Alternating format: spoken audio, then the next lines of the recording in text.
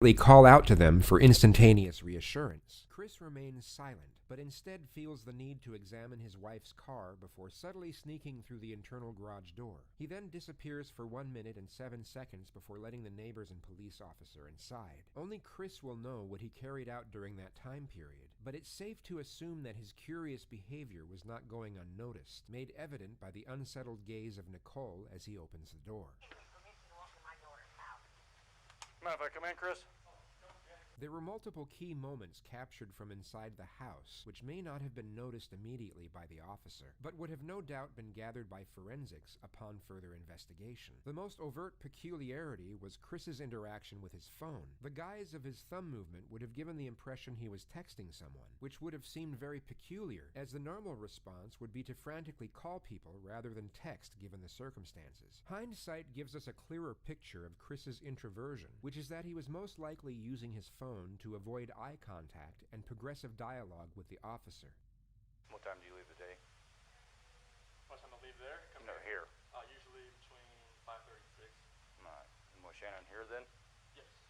Yeah, we're still in bed.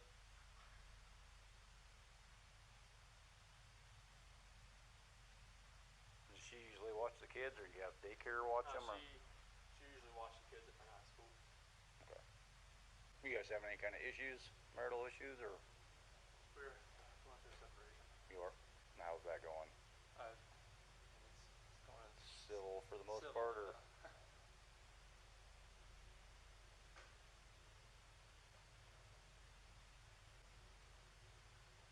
Additionally, we are presented with the subtle cues of Chris's forethought cover story, being that his wife simply ran off with the kids after a breakdown in the marriage.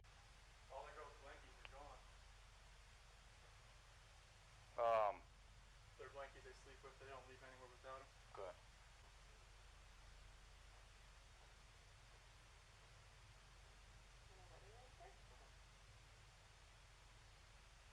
There's on the nightstand next to her, so there's a...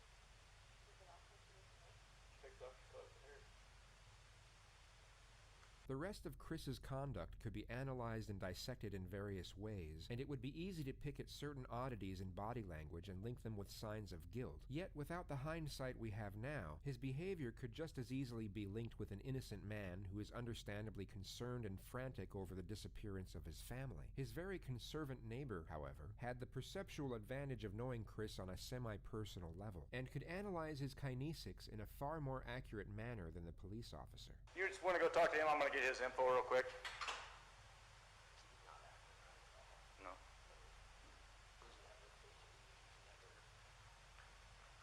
Back and forth. He never loads his stuff in and out of the garage ever. Right. To be completely honest with you, my wife and I were kind of wondering when she was on vacation if something happened, because I've heard them full out screaming at each other at the top of their lungs, and he gets crazy. Does he? And that's pretty recently. Yeah. He doesn't look worried. He looks like he's trying to cover his tracks. He's normally quiet, real subdued. He's over here telling you 3 times what he took out, what he did, what he did, what he did. He's very, he never talks. So the fact that he's over here blabbing his mouth makes me kind of suspicious. This was just after the moment he had shown both Chris and the officer his surveillance footage of that same morning, capturing only Chris leaving the house after loading multiple unidentified things into his truck. Yeah, we can pick up cars coming this way. I get anything coming this way and making this turn. So, and usually at night I pick up the cars pulling a gear turn. So, unless they pulled right here, Yeah. but I would have caught her walking out.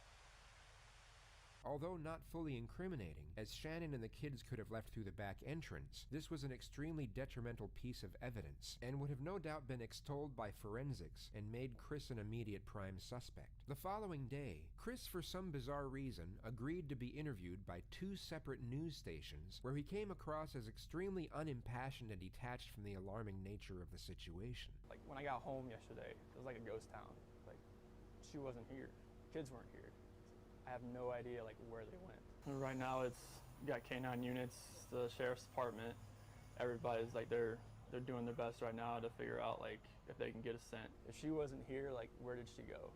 Like, once I got here, it was like, all right, who can I call? I called her 3 times, texted her about 3 times just to say, you know, what's going on. Like, if she's vanished, like, I want her back so bad. I want those kids back so bad. Right now, I don't even want to just, like, throw anything out there. Like, I hope that she's somewhere safe right now and with the kids. Last night, I wanted that knock on the door. I wanted to see those kids run in, just barrel rush me and just give me a hug and knock me on the ground. That's why last night was just horrible. I couldn't do it. I'm hoping that somebody sees something or somebody knows something and comes forward. Shanann, Bella, Celeste, if you're out there, just come back. Like, if somebody has her, just please bring her back. I need to see everybody. I need to see everybody again. This house is not complete without anybody here. Please bring her back. This could have been construed as shock trauma, where a person will turn numb and retreat into themselves as a means of escape. Yet the viewers watching this live from home were probably thinking what we as the retrospective audience already know. He was called in for questioning 4 hours later.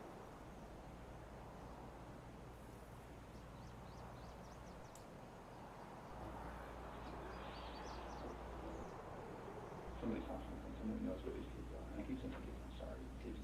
I know you're going through a lot, so I'm not going to keep you here all night. Just tell me exactly what you remember, and I'll take notes about where we can go.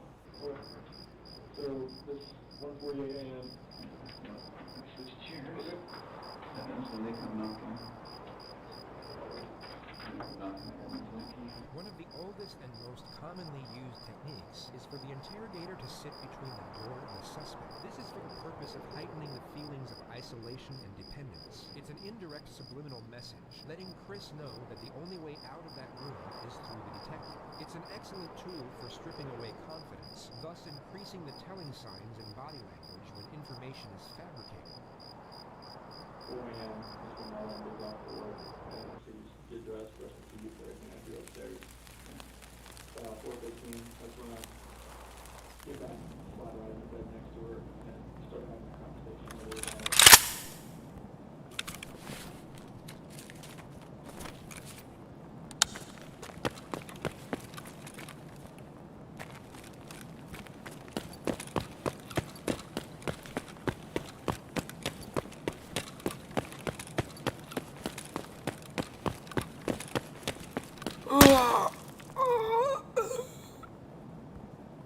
Okay.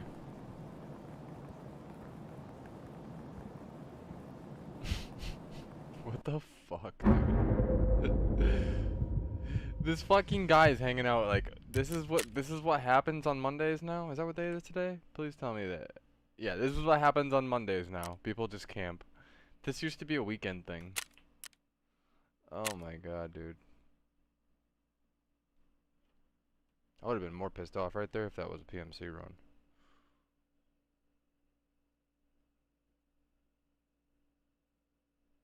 Anyway.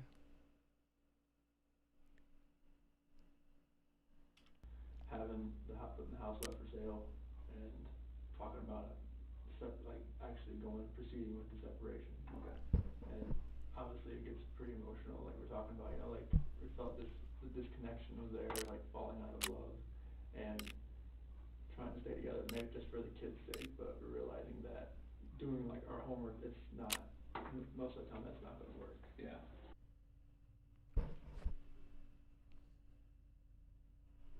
So that's when I got home, I opened the garage door and we went inside the house and looked everywhere. Shanann, Bella, and Celeste, nowhere to be found. Shannann's wedding ring's on her nightstand, her phone's still on the couch, her purse is still there, the medicine for the kids is still there, the car seats is still there, and there's no sign of them anywhere. Okay.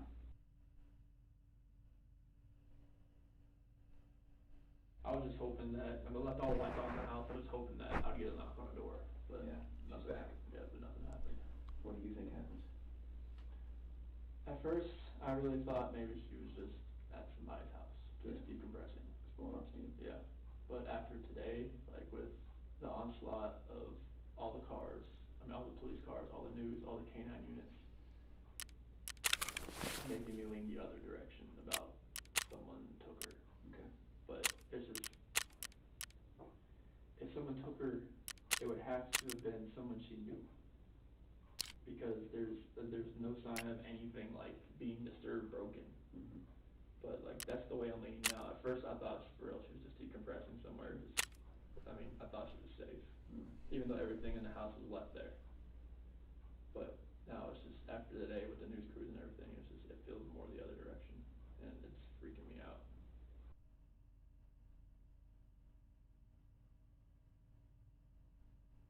On that night, I told well that morning, early that morning, I told her like the disconnection is there, like it's not going away, like the connection we had in the beginning, it's not there anymore.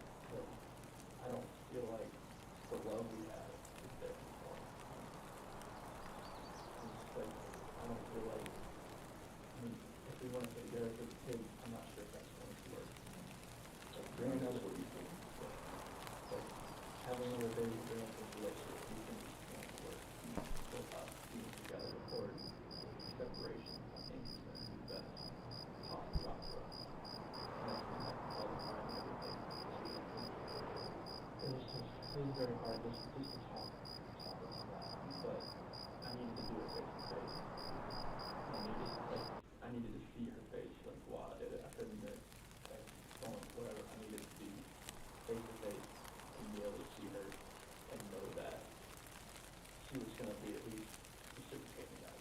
Oh. What was she saying? She said that it was, I mean, she wanted to kind of work on it, but if that's the way I was feeling, then she was like, yeah. Okay. 1 p.m. I'm now on my way home to check on my family. Because you're worried based on the conversation. Well, have the police contact you right now? No. Okay. She has, right? If I get killed by another camper, I'm gonna start camping today. Just gonna state that right now. So it sounds like Nicole's I've been killed by campers 3 times in a row already now. So once she couldn't get anything out of her and nothing was going out of the house, I was like, alright, I got to go home. The sharp and sudden change of angle from baseline questioning to direct confrontation would normally make an innocent person refute or at least challenge the statement. There would also be a brief pause, as they would need time to process the allegation due to its complexity. A guilty individual would already be in a defensive state of mind and would normally respond in a hastily modus. Instead of refuting the remark, they would accept it, but try and explain its actuality in a defensive manner. But it sounds like Nicole was more worried. Yeah, because like most of like if she doesn't text me, like I understand that. Okay. Sometimes that happens. Okay. But for her not to get back to her direct sales group, that was very unorthodox. Okay. So then they're at home. Police officers there. Then walk you through that. So I have to go through the house. We're all Did we really go through that? well, like I open the garage door and I just go into the house. I'm looking. Like I just go in the garage door and I'm looking. Does the police officer saying, hey, let me talk to you? No. What's the vibe like? I go up there, shake his hand, but I'm like opening the garage door at the same.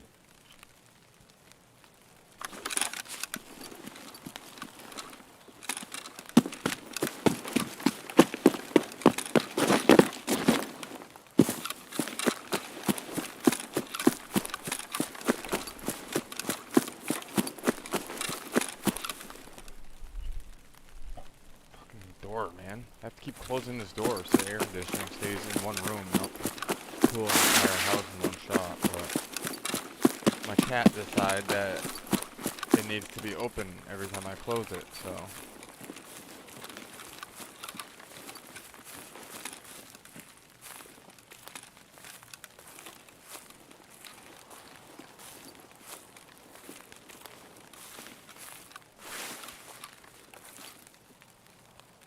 I thought I'd seen someone down there.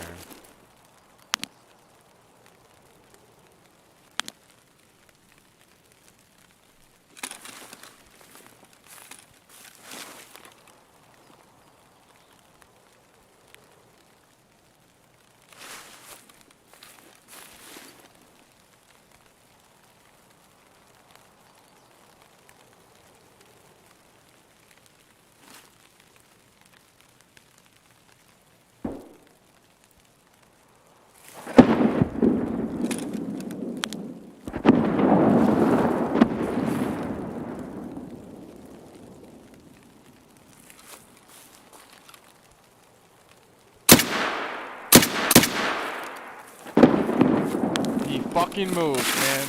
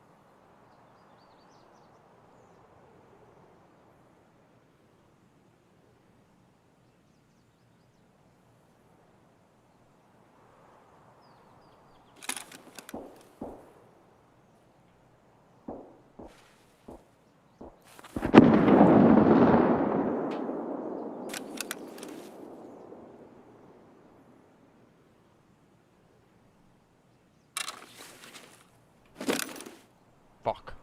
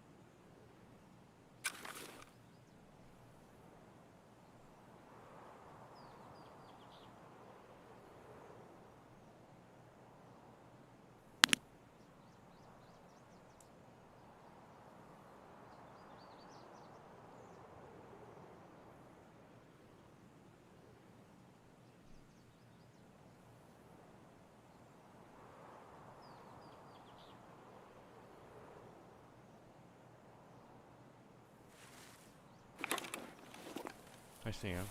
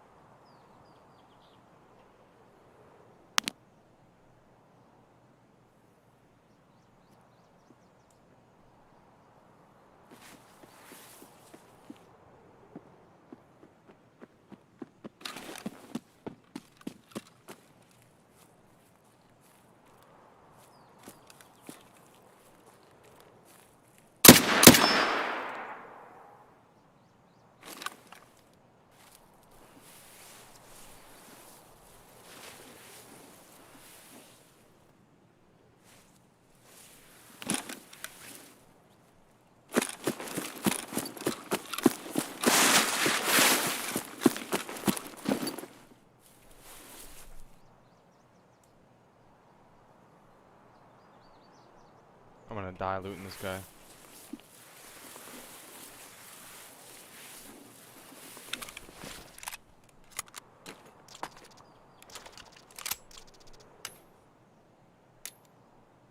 Sorry, bro.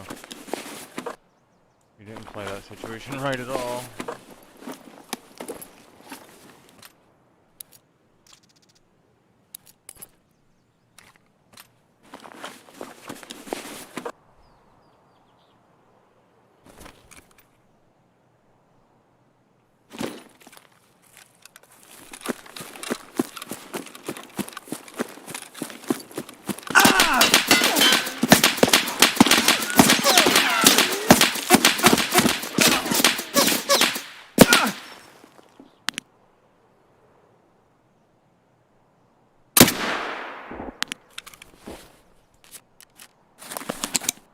Thank you, Karund. Thank you, Karan.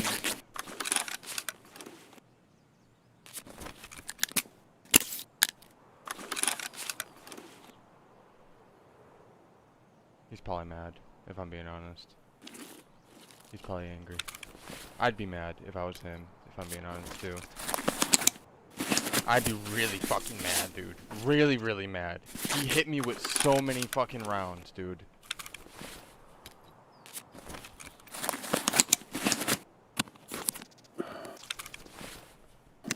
Damn, dude. He fucking broke both my arms. Can't necessarily fucking...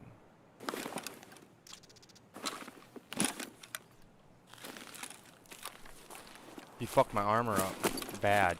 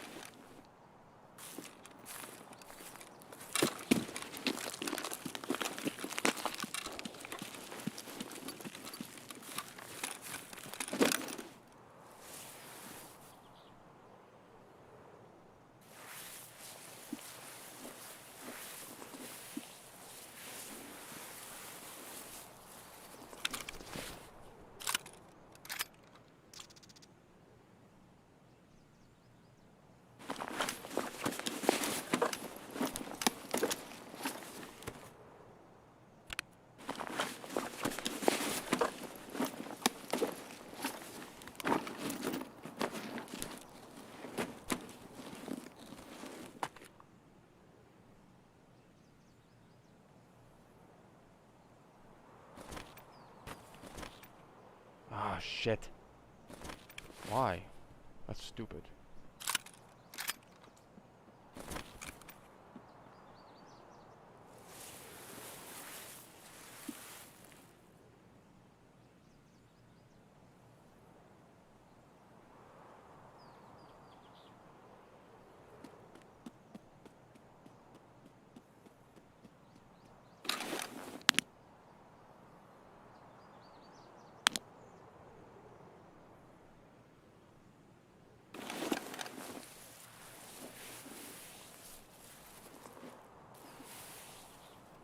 This guy had no extra mags? Oh, I didn't check.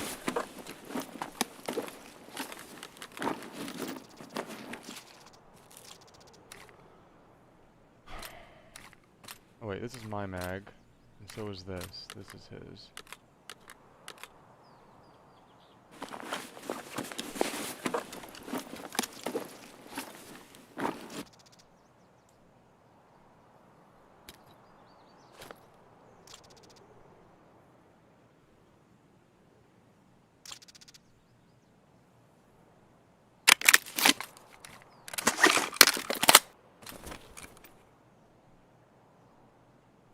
I gotta fix my fucking arm, dude.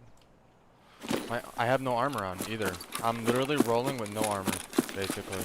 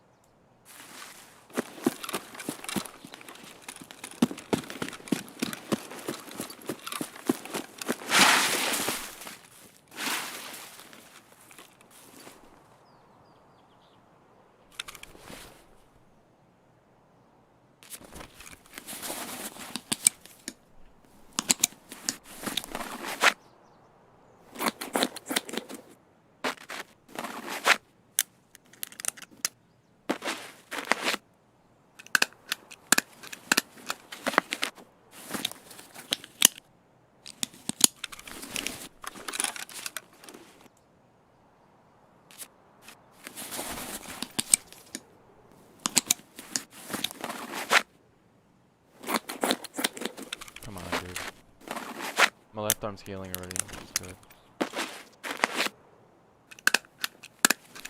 Oh no, the propel just ran out, didn't it? No, it didn't.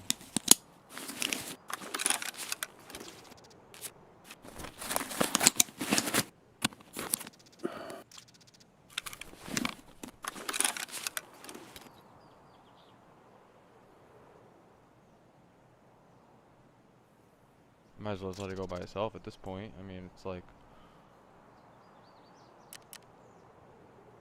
Nice.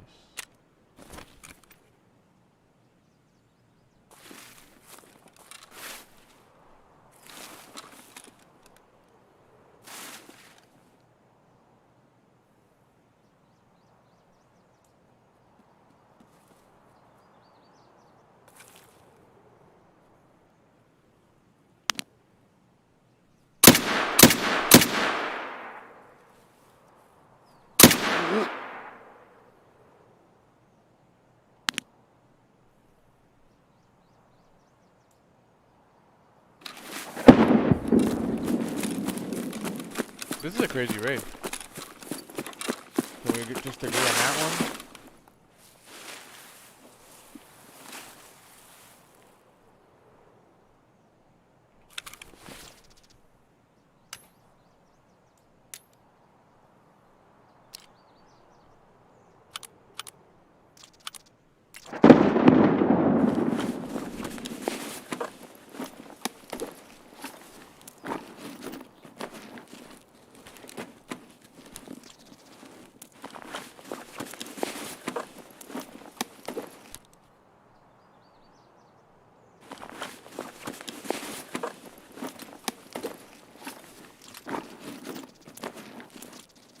Oh, that's what he had.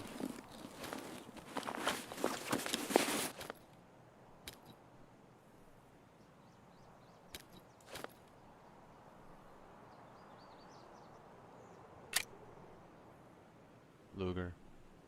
You can have all that shit. I can't hold much more. My armor's fucked. What does this guy have? Cross. I can't drop a crun for that.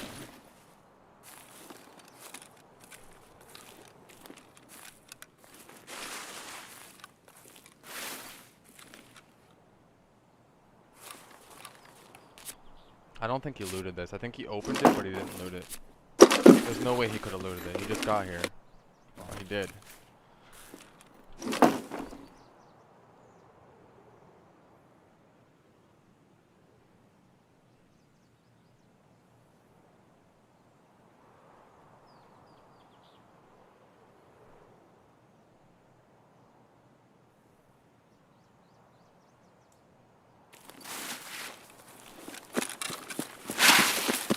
If I die, I die. I don't even care. But I'm just pretty shocked that I just killed 3 PMCs already, though.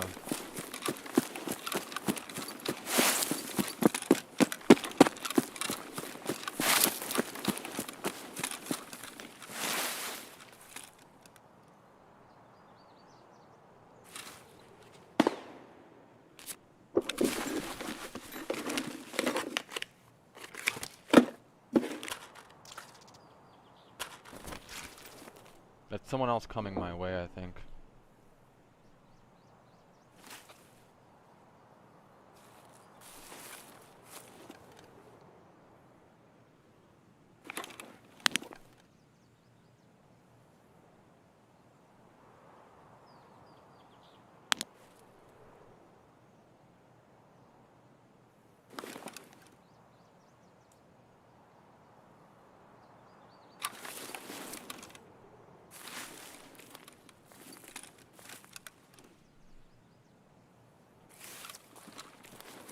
Fuck it.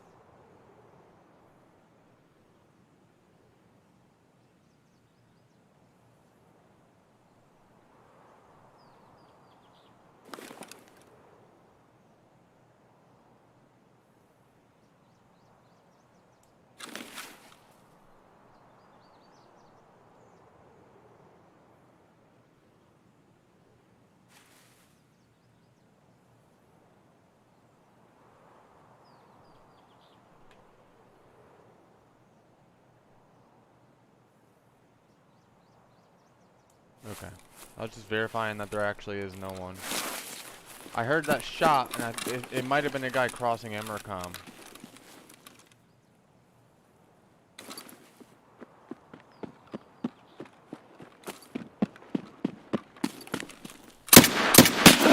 What the fuck, dude? I whiffed. I whiffed! Fuck, dude! Oh, that sucks so bad. Oh my god. It's so frustrating. I could have got his ass. Oh my god, I could have got his ass. I fucking whiffed the shot. I can't even believe that. Like, his head's right here. I pulled my mouse up, and it went up like this at like a weird angle, and I was like, bop. And then his head's still right here, and I tried to recorrect it, and it still missed. Fuck, dude. Oh, that sucks so bad. That sucks so bad. Good for him. That was a 100% fair fight. Damn it, dude. I can't believe I just died on that. That's insane. Time. Okay.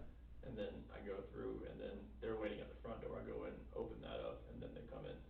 Oh, so they didn't go in the garage door with you? Okay. Well, they went in the garage. They didn't come in the way I did. All right. So then everybody goes in. I think that was at, and at 4 o'clock, that's when, cause the neighbor, the officer, I went over to the neighbor's house, see if he saw anything, and Whose idea was that? I think it was the officer, cause Okay. he just went over there.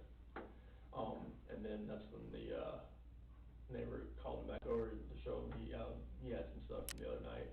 Okay. Just show him like whatever he had, and that promotion. That's insane. I just lost. That could have been a 4th kill. 4 p.m. It's all good. Neighbor security footage. My Quran was wrecked anyway. Okay. It doesn't matter. Have we talked about that? Okay. Anything What is this? This is a level No, I 5? mean, it just It weighs a shows lot The though. goal dropping her off, but her not walking up. If I repaired this. Yeah, okay, so another Corund. Can we talk about something? You lock. So when I work investigations like this, I keep an open mind and everything. Part of keeping an open mind is listening to you talk about your wife and your marriage, and the day she goes missing is the day that you guys have marital discord. Okay? So you can understand what I'm thinking about you. Dude, that's insane that that fucking guy just got me like that. Fuck, dude. I cannot believe I missed that shot. That sucks, dude. That sucks so bad. Whoa. People knew that we were having marital issues. They're gonna look at me. Oh, I didn't need to buy that. Especially with the way everything looks. And I keep honestly, buying shit I don't need. Because this is something that I would never do. Ever. I know, like, you have to look at every business point. This is something I would never do to my kids or my wife. At all.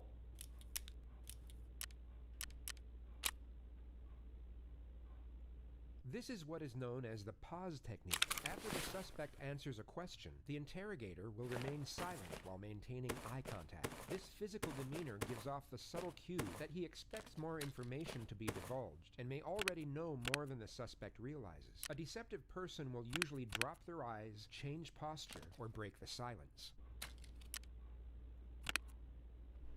I'm not sure, like, what I could do, like, to make people believe that, just because if they knew we were having marital discord, they would automatically look at me. I need a But rig. There's no, I would harm anybody in my family. At all.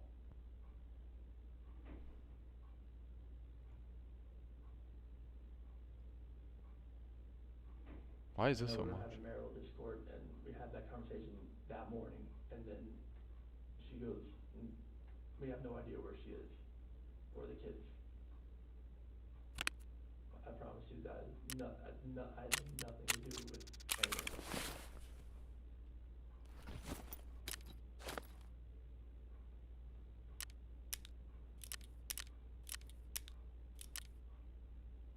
Alright. I'm sorry. Why should I believe you? A truthful individual will normally respond to this question with a question, such as, "Why are you asking me that?" Or, I'm gonna do "What's something different going here. on here?" They will often protest the aggressive nature me just get of my the guy together. inquisition, I'm or gonna do give a something short different and forceful response. Because I'm a very trustworthy person, and the people that do know me, they know how I'm a calm person. I am not an argumentative person. I am a person who is Alright. never going to be abusive or physical in any kind of relationship. I would never harm my kids. I would never harm my wife. You can talk, you can talk to any of my friends. Alright, so I need food and water. I want to try a different setup. I've been using the same stuff over and over and over and over again, and I'm getting kind of sick of it. So meds, food, armor, backpack. I got pretty much everything. I just need a weapon. So here, let me get rid of this. I would take it and try to get out of their side and get it back to where it's a cool conversation to where like none of that gets me out. Because I am not that person. I've never been that. Is it nighttime raid time? Hold on. This is gonna decide whether or not I do what I want to do here. Not quite. Okay. Would you take a polygraph? Sure. Okay. Let's take a little break. I'm gonna come back in here, because I have a lot more questions for you. How you feeling? Looking at that picture.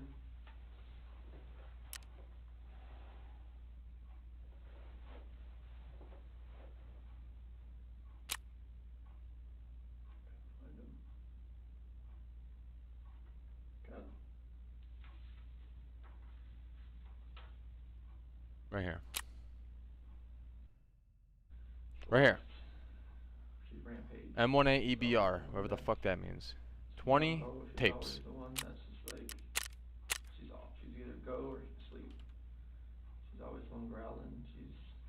She's always been, she's a tiger. Bella. Oh my god, wait, Calm, 200K. mothering one. She's the one that's always. I'm not paying 200,000 for that gun. What the fuck kind of deal is that? She's just the sweetest little girl. She's the one that favors me more. And That's not a deal. favors Shanann more.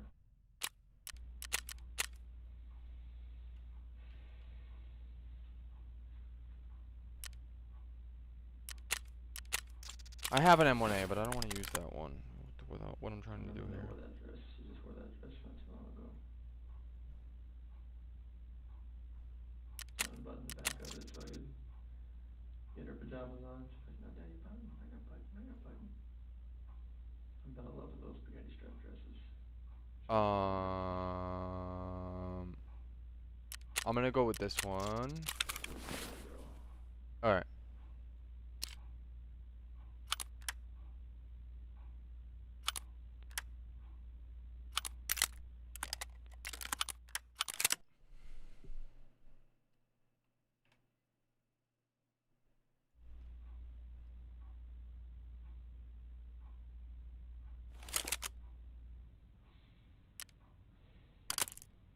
I'm gonna find them, right?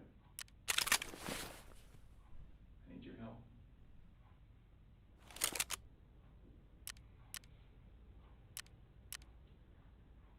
When we find the guy who took him, Okay, so clearly I have M1A mags. what do you think we should do?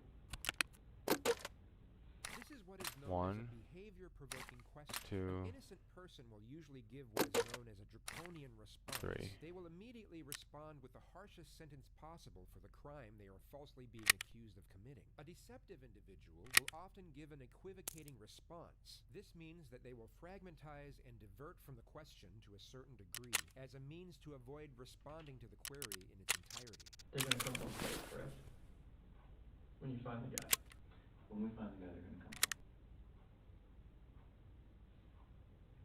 Life in prison would be that's what I would think with 2 kids that are involved. What if he hurt them?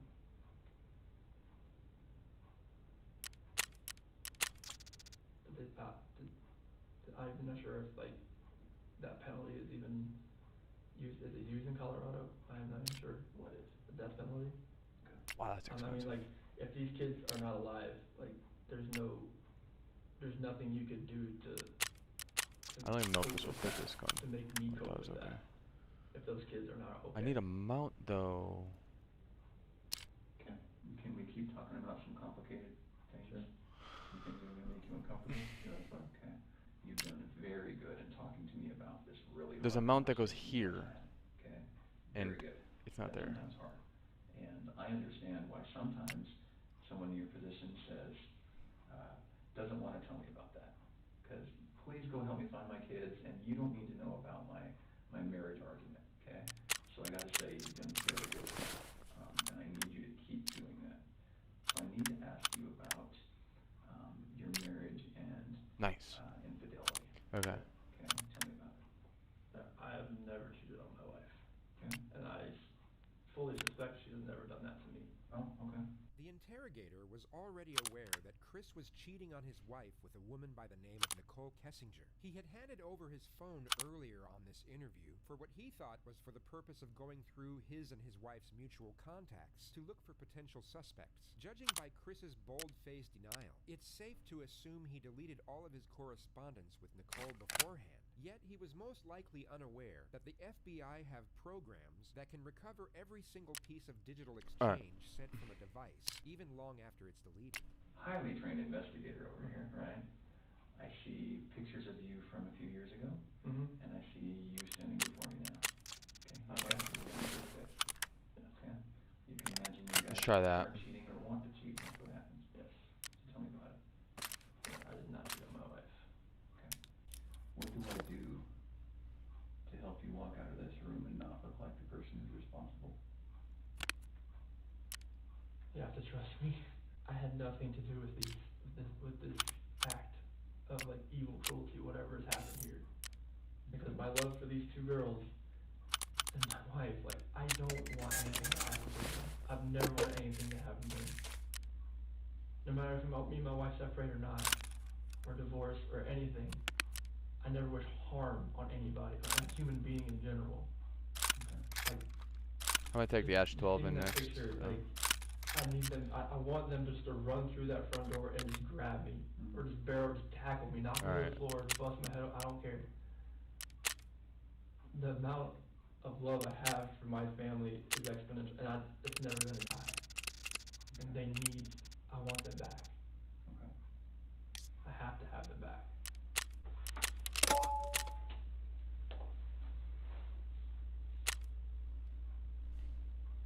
When you walk out of this room, there's nothing I can say to a room full of police officers that's going to convince them that you have nothing to do with this. I know. You know what they think. I know all that. Yeah. Here's a guy who didn't call 911, who woke his wife up at a ridiculous hour because he was so guilty about something that he had to get it off his chest and said, I don't love you anymore, I'm leaving. That didn't go well.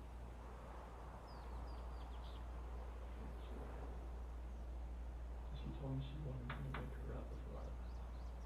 That's why I didn't just wake her up, like, just to tell her this. Like, I woke her up.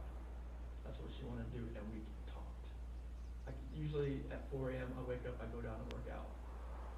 This day, I wanted to talk to her about this.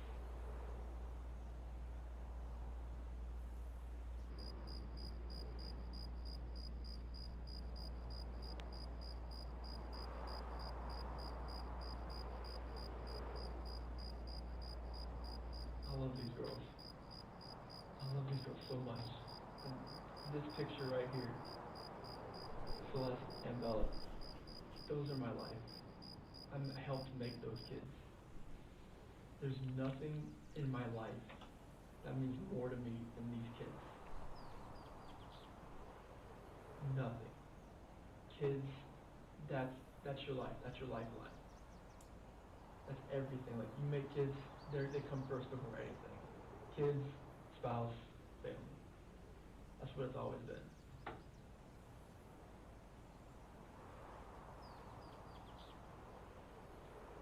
Nothing you've told me tonight makes sense. Nothing you've told me tonight feels like the truth.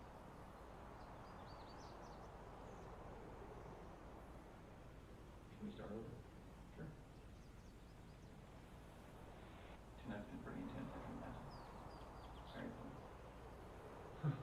I've slept like 2 hours last night, so I'm like running on empty right now, but I can see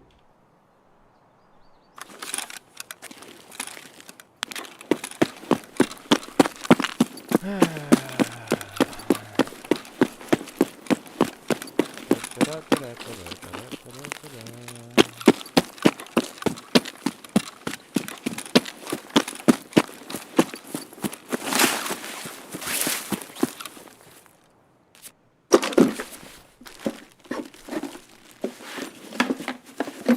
Robots.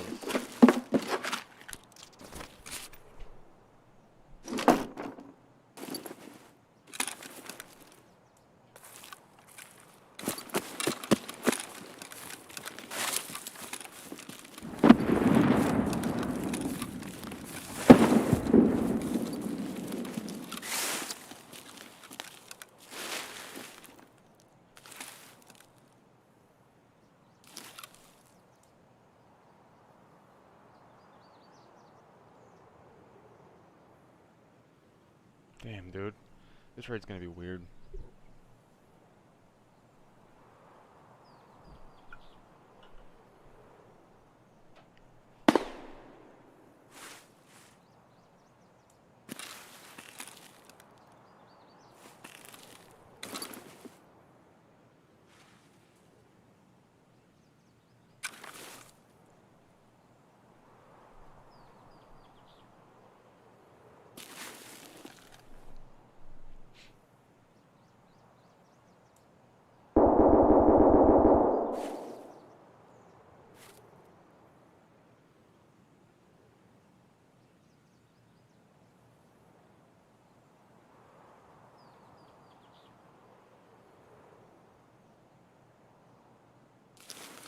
What's the recoil on this thing? Oh my god. 129, are you fucking kidding me? Alright, if I don't hurry up, everyone's gonna like move on and do their own fucking thing, and I'm gonna end up having to run around by myself.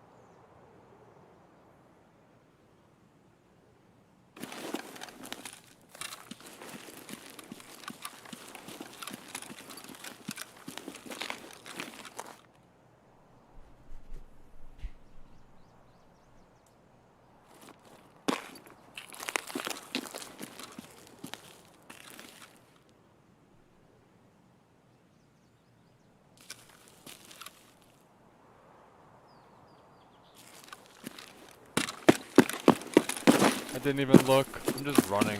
If I die here, and it's 100% obviously my fault, I should not be on this island right now, like without a doubt.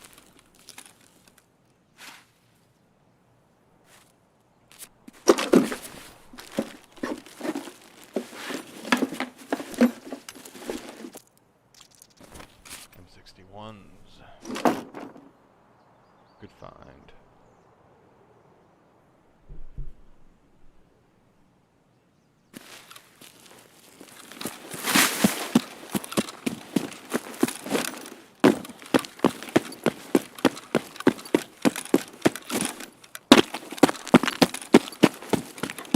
My guy, like, no one in real fucking life stomps this loud, man. No one stomps that loud.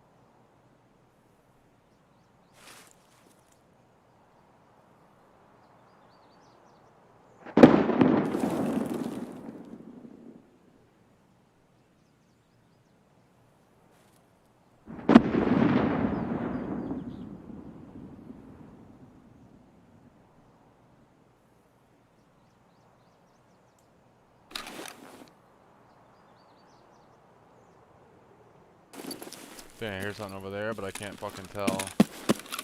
So if I die here, it's because there's a guy fucking camping in another corner, as usual.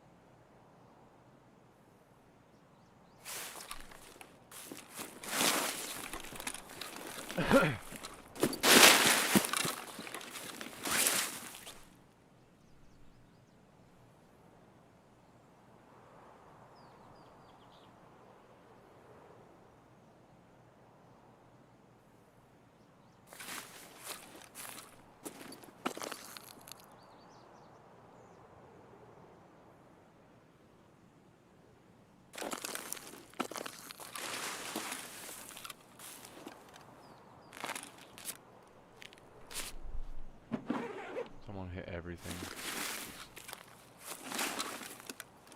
Sucks.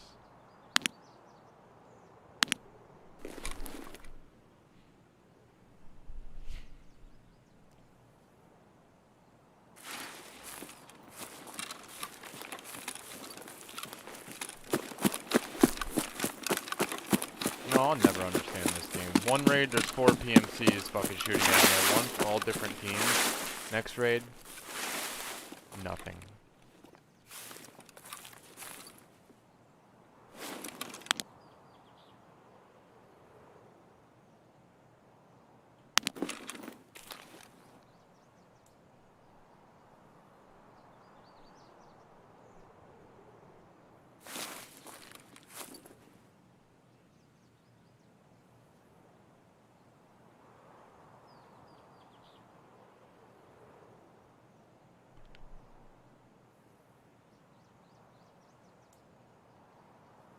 I just heard something that way.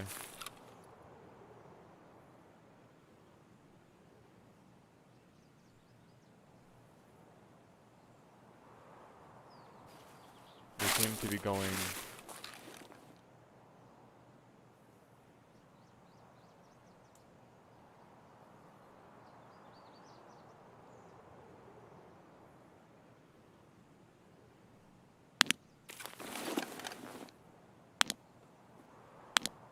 Uh-oh. I got issues.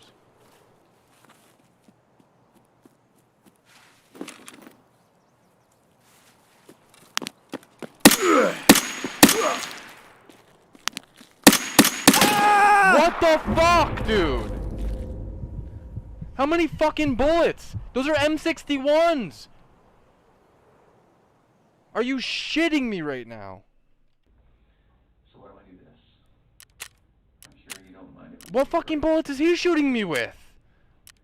I'm sure that you are That's fucking nuts. the pressure from me. There's only so many kits. I'm just gonna fucking watch YouTube for the rest of the day.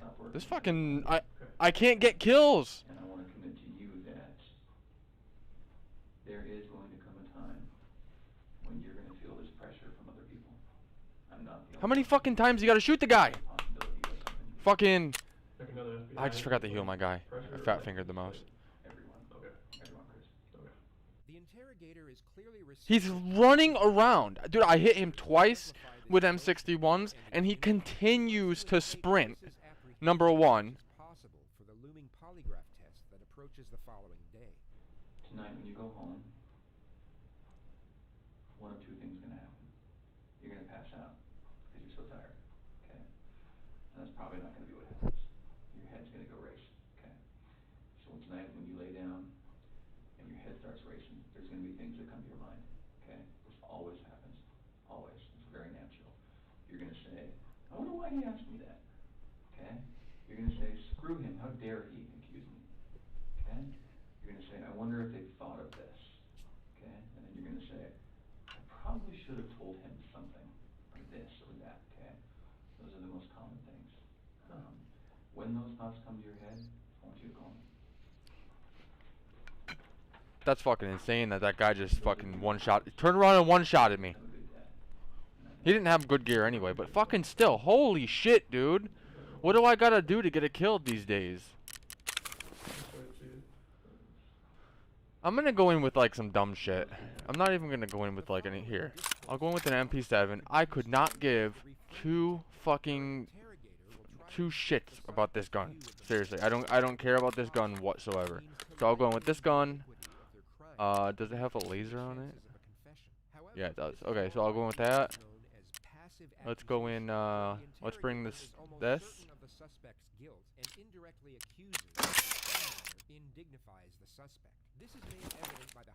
We're gonna do a armored rig. Just simple, cheap. There we go. 1, 2, 3. Alright, I got some nades. I don't like to get involved. But you're not that kind of guy. Okay. So can we say that tomorrow at 11 o'clock? Yeah. We can do polygraph? Here. Here. I appreciate you coming in tonight. Mm-hmm. Alright, give me a few seconds. This is Cammy. Did you meet Cammy yesterday? No, Okay. Hi Chris, how are you? Sit on this? Yep, I know, I'll explain what that is here in a little bit, but you don't have to worry, it's not on or anything right now, it's not gonna buzz you or anything. Obviously, you're probably nervous about taking today's test. Honestly, I would think something is wrong with you if you weren't nervous about coming in here to take a polygraph. Even if people are like, I don't have anything to hide, it is nerve-wracking. And I have taken tons of polygraphs, obviously in my training. I went to 10 weeks for training. I've been a polygrapher for about 5 years. I went to the best school in the country. So I want you to have confidence in the fact that if you had nothing to do with this disappearance, like, we're going to find that out today, okay? I have the best training that they offer in the United States. We use the most validated testing. That's the way I'm going to ask you the questions. So believe me, if you had nothing to do with this, I will be able to show them that today.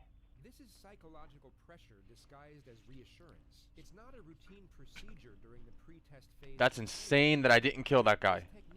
That's, I don't know what the deal is with me today. Let me, I need a backpack. I'm not going in heavy this time. I'm literally going in like super cheap. There's actually only 2 ways you can fail a polygraph, okay? The first way would be if you fail to follow my instructions. I'm going to give you a lot of instructions today about how to sit still, how to answer questions, things like that. So if you fail to follow those instructions, you will not pass today's test, okay? The second way would be if you choose to lie to me today. You know, if you did have something to do with their disappearance, it would be really stupid for you to come in and take a polygraph today.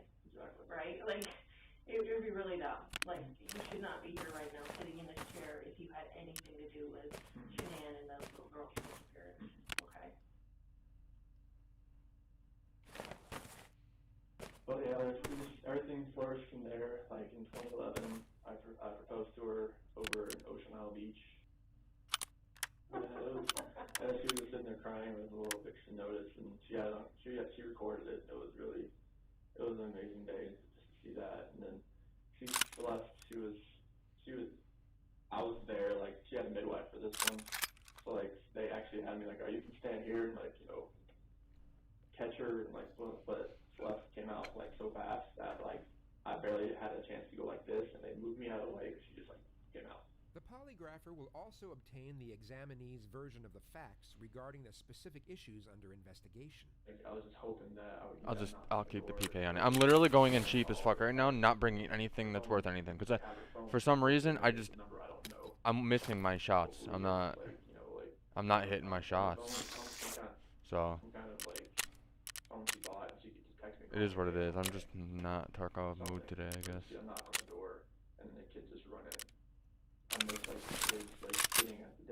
Alright, I got 160 rounds of AP SX. Did I eat and drink? Yeah, I did. Okay. I want them to come home safe, like wherever they are. I hope they are safe. Ooh, I just got an idea. It makes me feel like, alright, maybe we're going night vision. somebody has her that's not. Night vision with APSX and MP7.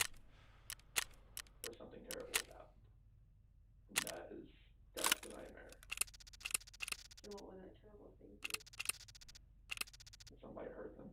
Chris recounts a brief summary Oh of the shit, I events forgot and something. states multiple vague possibilities for his family's disappearance. The polygrapher then starts to elect specific timelines for Chris to give his account on. You said the next thing you know is her getting into bed with you. Is that right? I felt her get into bed. We didn't say anything because I didn't know how it was.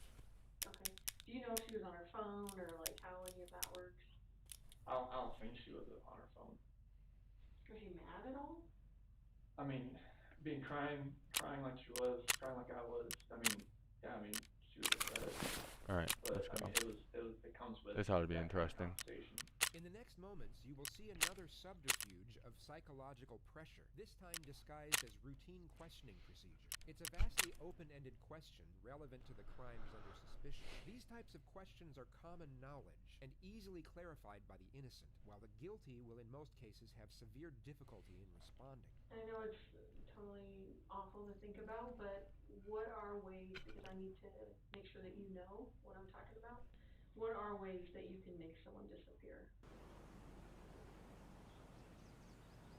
I mean, like, if you talk about like what I've seen like on movies or like how people like you read about other people. I mean, hire somebody. Like a hitman? Yeah, I mean I'm just being honest. Nope, that's what I want. That's what I want. Because I want you to go through all of these scenarios in your head, because I want you to know for sure what I'm talking about when I say that, you know, asking you Like you'd hire somebody, or you have somebody you know that would do it. I mean, it's like it's hard. It's a hard question. It's a hard question to answer. Right. Because it had nothing to do with this disappearance. Right. So like, I don't even want to think about like if you were asking like how I would do it.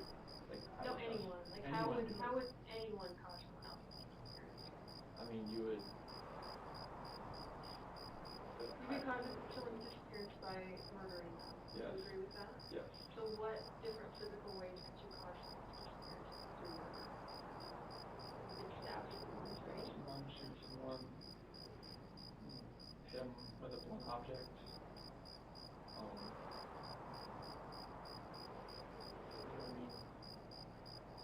use a weapon like a gun or a knife. I mean, you could.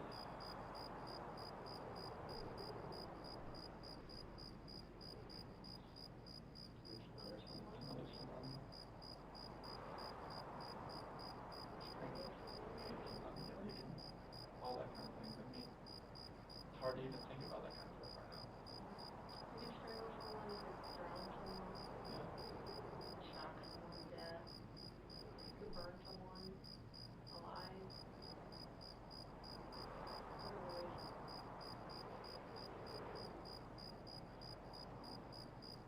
As far as like lure them into a trap. Yes. Like, you know, like have somebody waiting like around the corner and like trap them.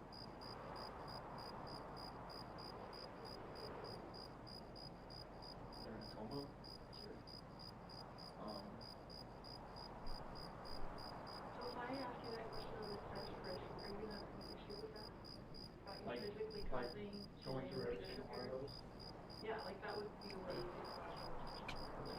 I'm not. I can definitely. I mean, I You think. can murder them, kidnap them.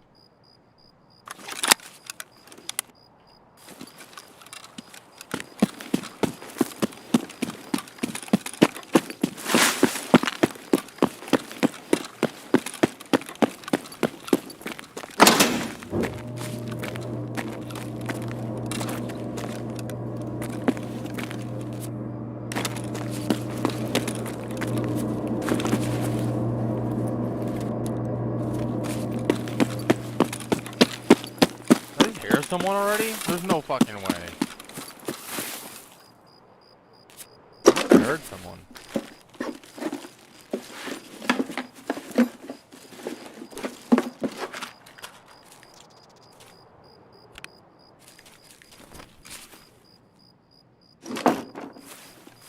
What's the recoil on this? 51.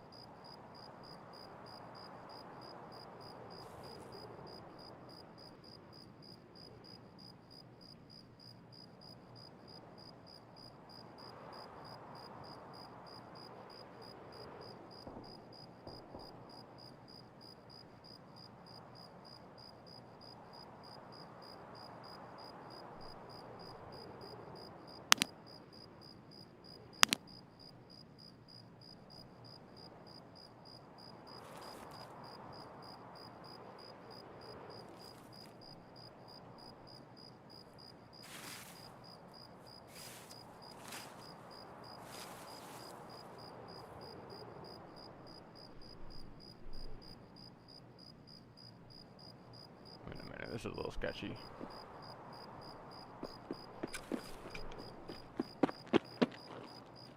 That's why it's sketchy. See that guy right there?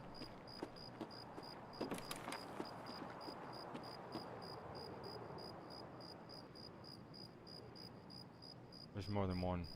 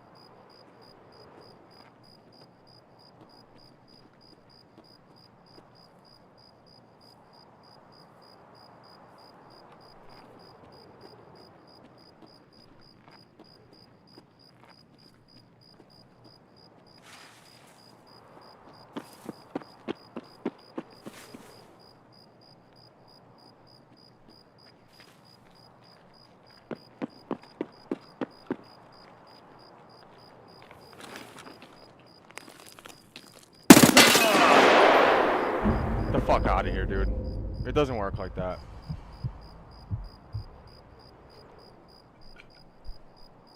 Absolute bullshit. He had a flashlight on, though. I can't get kills today. I just can't do it today.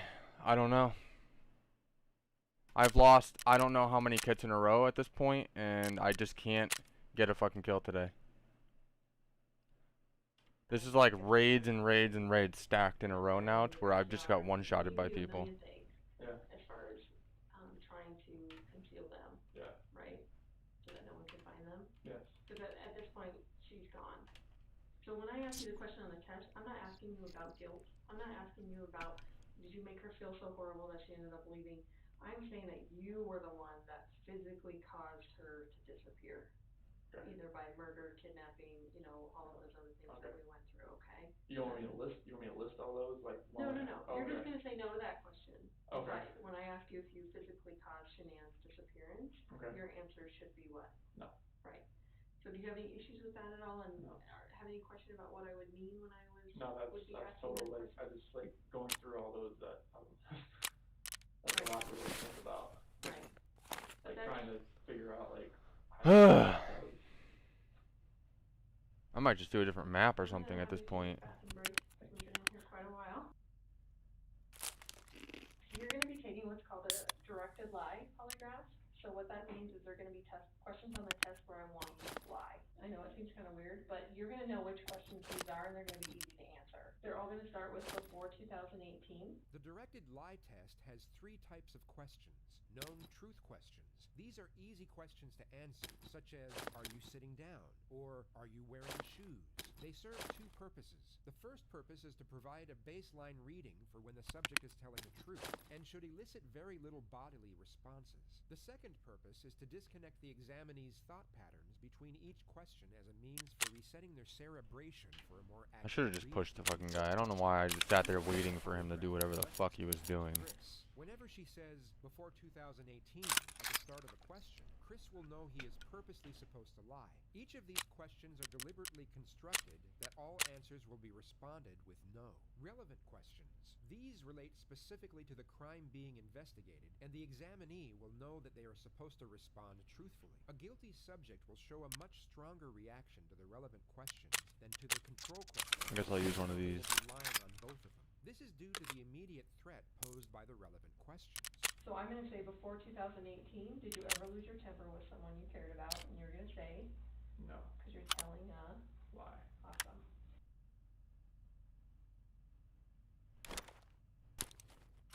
The test is about to begin. Please remain still. Did you write the number 1? No. Did you write the number 3? No. Did you write the number 5? No. This portion of the test is complete. Please remain still while I take the instrument out of operation. Okay, you can relax. How'd you feel? This is the last time the polygrapher will have any correspondence with Chris before the real test begins. She gives him an initial compliment in a reassuring tone. You did great. That was... You remembered to lie and everything. That was awesome. That was...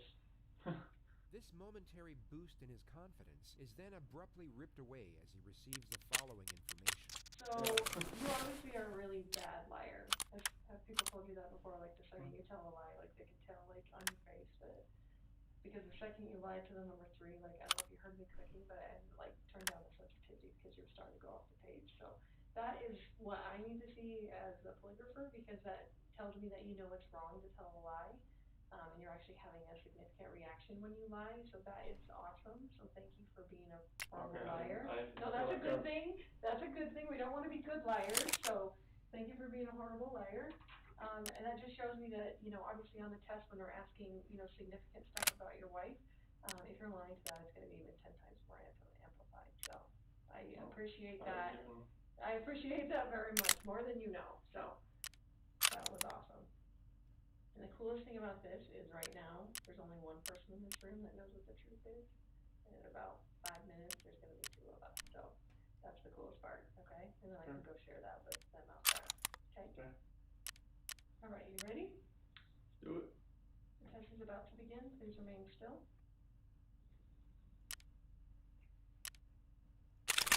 You understand I will only ask you the questions we have discussed. Yes. Regarding Shanann's disappearance, do you intend to answer all of the questions truthfully? Yes. Is your first name Christopher? Yes. Before 2018, did you ever lose your temper with someone you cared about? No. Did you physically cause Shanann's disappearance? No. Were you born in 1985? Yes. Before 2018, did you ever say anything out of anger to a loved one? No. Are you lying about the last time you saw Shanann? No. Are you now in the state of Colorado? Yes. Before 2018, have you ever wanted to hurt someone to get even with them? No. Do you know where Shanann is now? No.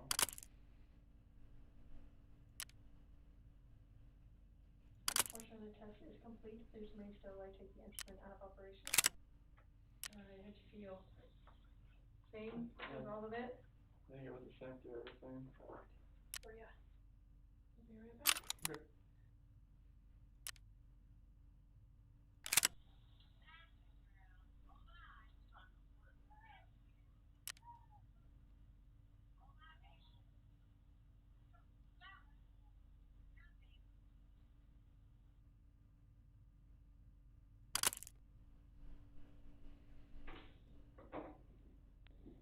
Oh my gosh, I did forget part of it, didn't I?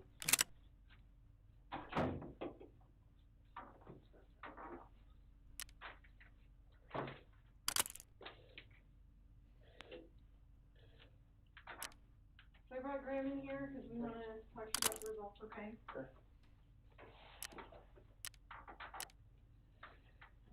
So, it is completely clear that you were not honest during the testing, and I think you already know that. You did not pass the polygraph test. Okay. Okay, so now we need to talk about what actually happened. I feel like you're probably ready to do that. I didn't lie to you on that polygraph, I promise. Chris, I know. Chris, stop. It's time. Just stop for a minute. Take a deep breath. I want you to take a deep breath right now. Wait, I have that already.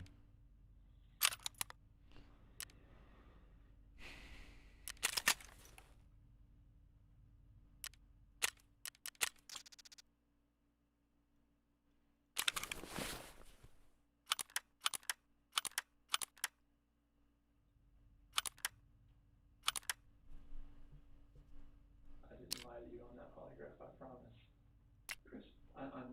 Chris, stop. It's time. I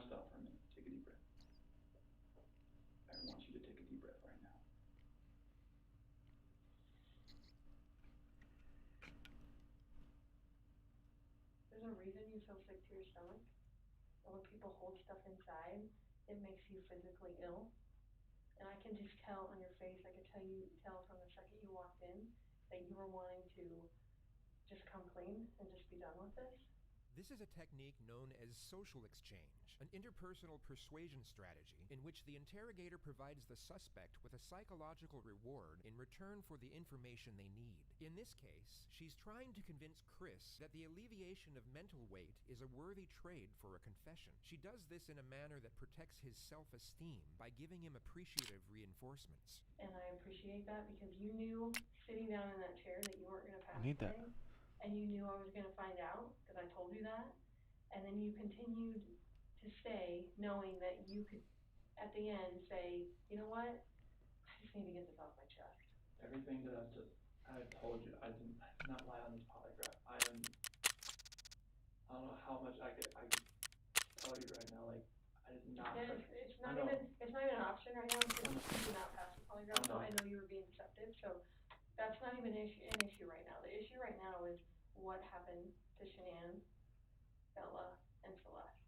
The following tactic is called the futility technique, a building block to induce a sense in a suspect that any resistance on behalf of their cause is futile due to the overwhelming evidence against them. This was obviously not the case, as polygraphs are not admissible evidence, and Chris was in fact still free to leave at this point. That's the issue right now. Correct. Okay, so let's talk about that. I know you want to tell us. I can see it in your face. Holding this lie in is going to do What is this nothing scope for you. like? I know this. Like, Okay. I'm not like trying to like cover things up. Like, Yeah, but you kind of are because it's normal. This is no longer an interview to collect information. Asking questions and receiving answers is over, and the interrogators are now in the process of leading the suspect into a state of mental exhaustion. The detectives will attentively watch for denials and stop them before they can be voiced. Letting the suspect deny his guilt will only increase his confidence and prolong his cerebral stamina. Normal people would do that. Normal people that make a mistake initially are going to go, I don't know what you're talking about. I didn't do anything. That's normal. I would expect that. That's a natural reaction that someone's going to initially lie about something like that and then eventually tell the truth. So this is your eventually telling the truth time. This is where the rubber meets the road. I'm not trying to make anything continue. Like, I want them back home. Like, But you know they're not coming.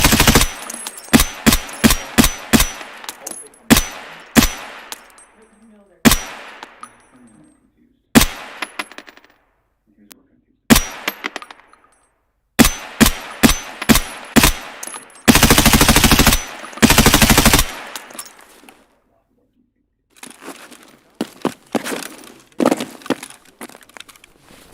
Being that the detectives are far more critical and often deceptive about the evidence they have. This will hint at things in a vague manner for the purpose of escalating a suspect's uncertainty.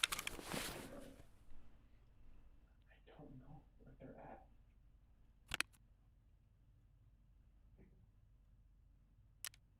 I do not know where they're at. If I could have my babies back home right now, I would. I want them back. I want everybody back. That is the God's honest truth. Although the detectives want to intensify Chris's psychological stress levels, they do not want him to become reactively agitated, as this could lead him to objecting and resisting every step of the way, and the interrogation will never get off the ground. It also significantly increases the chances of him requesting legal counsel and ending the interrogation outright. This elicits the interrogator to change approach and utilize what is known as the ego-up technique, where the detective will build on the self-respect of the suspect through positive reinforcement. It is very surprising to me, and it warms my heart. You're the type of dad who can pack a bag in the morning. And you know just what to put in there. You know just what to put in there as a backup in case they have an accident. Okay? You know what the clothes to put in there. You know what they have for breakfast. You know what they have for a snack and a dinner and a nighttime snack. You can tell me the book you read to your daughters. Okay? I know you love them. But you weren't here today lying about something else. So we need to talk about that, okay? That's your daughter. I know. And very good. Yeah. I saw her, took my breath away, and I never thought in a million years that could happen. Yeah. I never felt that way about anybody in my lifetime. Mm-hmm. I'm not proud of it. She accused me of it. I denied it. I had shoes on her, and I feel horrible for it. Like, she was pregnant, and it was, I don't want to, didn't hurt her. You're doing a good job. This is the Chris that I knew would come out today. This is the Chris who tells the truth because you're a truth teller. I don't think this girl did anything to hurt anybody. You leave her out of it. Okay. Get back to your wife and your daughters. Okay. Where are they? That I do not know. That was what I was holding back. Like, I didn't know, like, what I did. I know. Chris, in the interview today, you weren't asked about infidelity. You were asked about. I was holding back from last night. That's when you why you talked. failed today. That's not how that works. Here's the challenge that we have. We knew about Nikki, and so we didn't need to ask you about her in the polygraph. We just didn't need to, because we knew, okay? And so that's why we didn't ask you, because we knew the answer, okay? We're very, very worried about your daughters and your wife. And so this should have been the happiest time of your marriage. Okay? You understand? This should have been the happiest time. She's making a little money. She's making good money. You're making great money. You both have a job. You have beautiful kids. You have a beautiful house. You're in Colorado. Clean air, good people. Okay? And on top of that, you look pretty good now. You're pretty fit. Okay? This should have been a time in your marriage where you guys were happy and thriving and protected. Okay? And I believe that Shanann's the reason none of that happened. This is called the how and why solution, a technique that allows the suspect to admit a lesser act and blame the victims, while at the same time minimizing the crime and motivations of his actions. I believe that she's the controlling person. Maybe doesn't listen to you as much as she should. I think that she can do whatever she wants and you can't. Okay? I think if you were to go to a restaurant, she would order whatever the hell she wants. And as soon as you order a nice steak, she says, "Whoa, buddy." It's because you're a good person. And I think that she started on the path to leave the marriage. Okay? It's ironic that we're talking about you and Nikki. I think that she was the one who started on that path first. What do you think about that? Okay, let's go donate more shit. The other thing I was at 43 million yesterday. even though she is that type of person that's controlling, doesn't listen, does what Oh, she shit. wants, is walking away from her kids, here you are defending her. Because to your core, you want to take care of the people you love. Okay. Now that's the reason why we want to give you an opportunity today to just help us find them. Okay? Chris, right now your dad's outside. He flew across the country to help you. Okay? You're lying to him.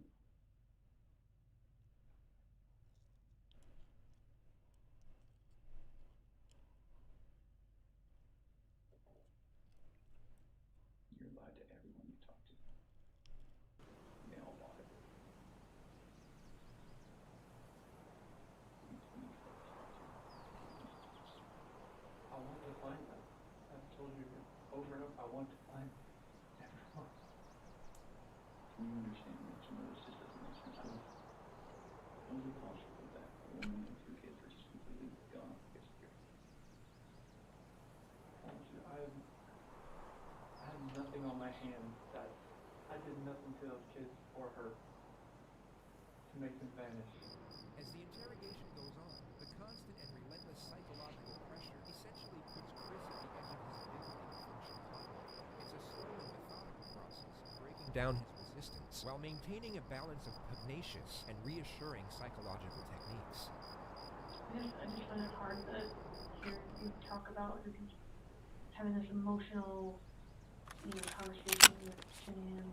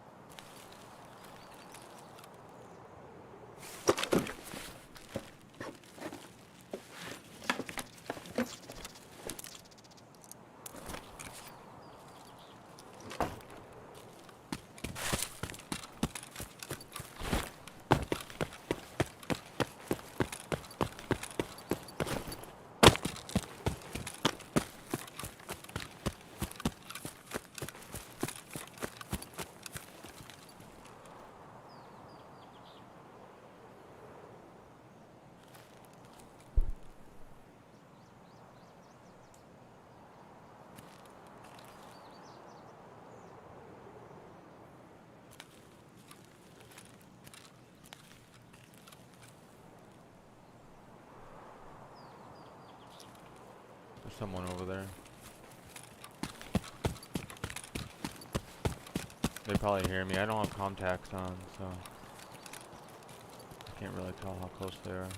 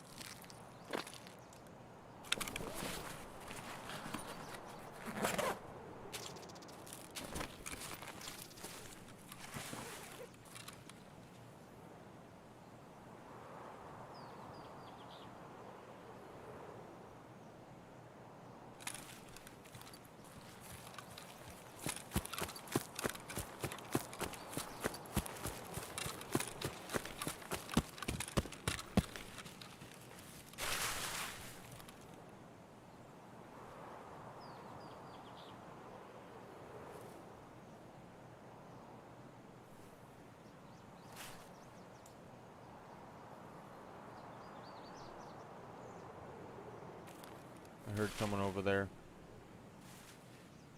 And if I'm hearing them with no contacts, I gotta be close.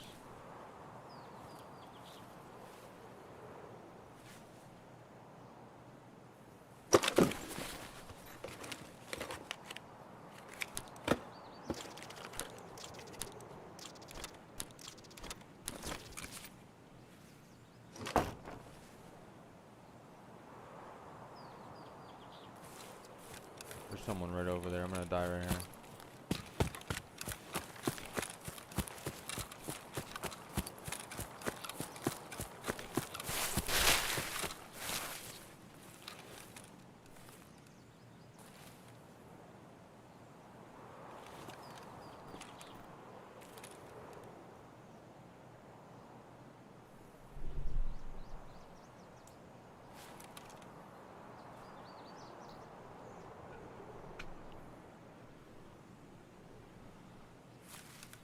Maybe not. I don't know how I just heard someone.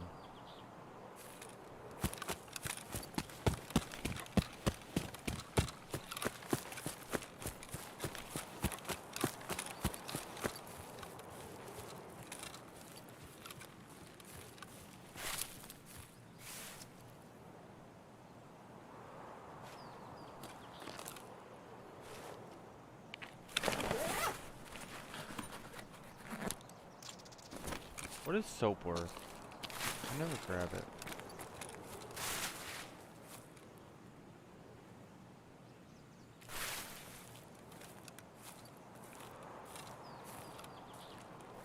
There's someone right over here, I bet. There's gotta be. This is like our main area. This is like one of the exfils that scavs use. Obviously. This is like, how do I put it? The easiest way out of the mall, you always end up right here, so.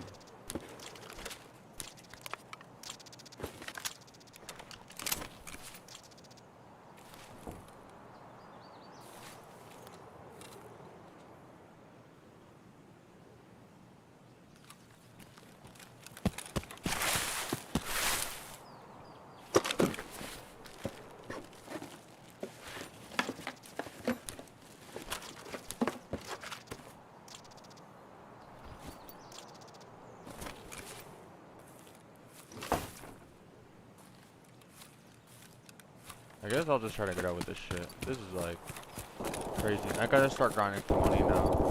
Stop going in with kits. I'm gonna go in with the PMC as if I'm a scav and go with like super cheap stuff from now on.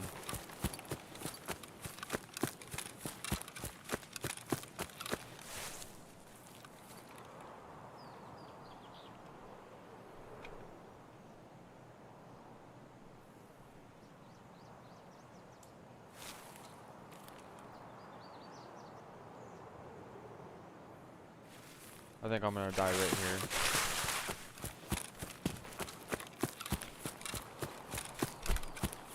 It's the time of the day. It's super hot out in real life, and people are outside. Everyone's playing the game. And school, summer vacations right now, so everyone's on. This game's really fun during like when kids are at school and stuff, so you don't have like extra people on. You're falling, you're crying together, and you have not shed one tear in 2 days that you've been here. Not one. And help me understand that, because I don't get it. These are your baby girls. And you have not shed one tear over them not being around. Chris, I lose my 4-year-old in the store for 10 seconds and I start to go panic. Panic. I have not seen any of that from you at all. Help me understand that. I love those girls. I would never do any of this because I haven't shed a tear. You get no, that's weird. Is that weird? Don't look into that like I don't love my kids. Tell I love me, my wife. explain to me. You're crying with your wife that you're leaving her. Yeah. But you don't cry that your 2 little baby girls. I'm hoping they're still around somewhere. I'm hoping they're still somewhere. In the next moments, you will see step 7 of the Reed interrogation technique known as the alternative question, where the suspect is given an alternative and far more morally acceptable choice for what happened. Chris, did Shanann do something to them? No, I don't know. I'm curious. I have no clue. No, you would have known, because they didn't leave the house. Did Shanann do something to them, and then did you feel like you had to do something to Shanann? They were at the house when I left. They were there. They weren't there. They didn't leave. They vanished. They were there. The only way they could have left is in your truck. Did Shanann do something? Something happened in the house that you know about. We know that something happened to all 3 of them. But I want to know, did something happen to these baby girls first that you had to take into your own hands and deal with? You had to clean it up for them. Chris, you gotta tell us. There's something that happened to these baby girls. Look at them. I know. Before he came in, I was watching videos. We have no doubt you love these girls with all of your heart. I have no doubt. But we make mistakes. That's okay. It's what we do with those mistakes that make us who we are. It seems like you're thinking about it right now. What are you thinking about? Just couldn't have.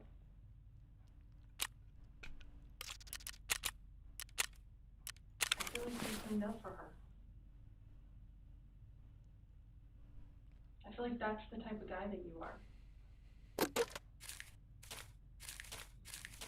Chris, this is a weight that's going to be on you for the rest of your life until we resolve it tonight. Unless we can talk about this more tonight, it's going to follow you forever. I promise you, when you start talking to us, you will feel better. Chris, we're giving you a lifeline right now. You need to take it. You need to reach out and take it. Chris, you took them out of the house with their blankets and their animals. That's because you cared. That's what a caring dad does. And you either cleaned up after Shanann or you made the mistake. And I mean, I want to believe that maybe Shanann did it and you felt compelled to fix this so Shanann didn't look bad. That's what I want to believe. But I don't know. You're not telling me that, so it makes me think the worst. Like, did you I did not do anything. all 3 of them? I Like, did not do anything with these kids. Not do anything. What did Shanann do to him? Tell us, Chris. Chicks are crazy. Can I talk to my dad or something? Absolutely. Come. Do you want to bring him in here? No, I just can't talk to my dad. Like, he flew across the country. I can't. How about this? If we brought your dad in here, would you please tell him what happened?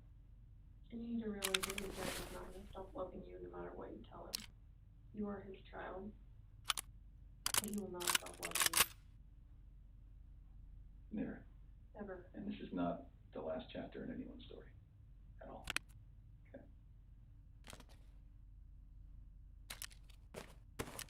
Hey Chris, we're going to let you have however much time you need, okay? Sure. You gonna leave us in there or no? Yes. Okay. Tell us how long or And this, polygraph.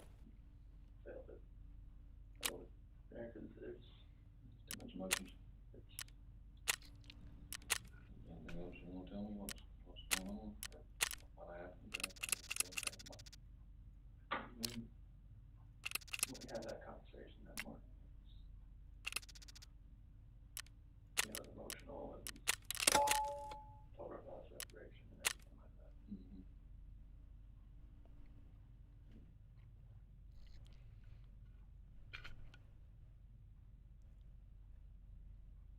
What happened after that? I mean, I went downstairs and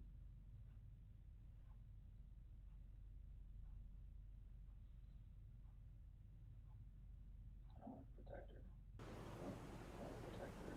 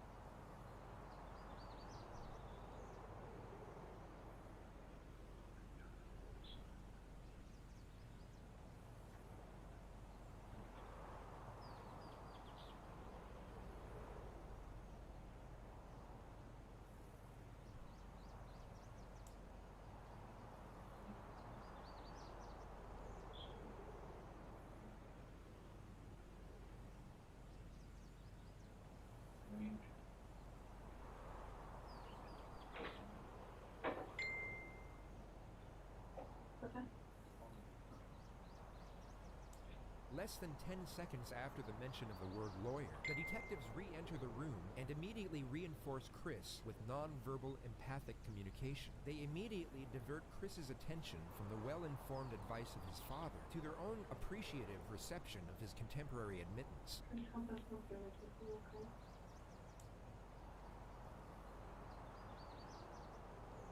Can you tell us what you told your dad? she's never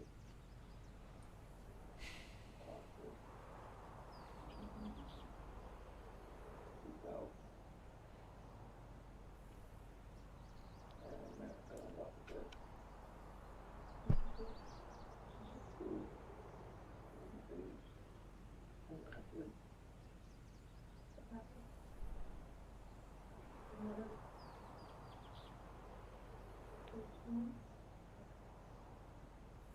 Although not the full avowal they are pursuing, Chris has still confessed partly to the crimes, and they now have one foot in the door. He is no longer free to leave. The interrogation now returns to a non-suggestive process, where the detectives will collect further information, where they will not contaminate with excessive or direct input.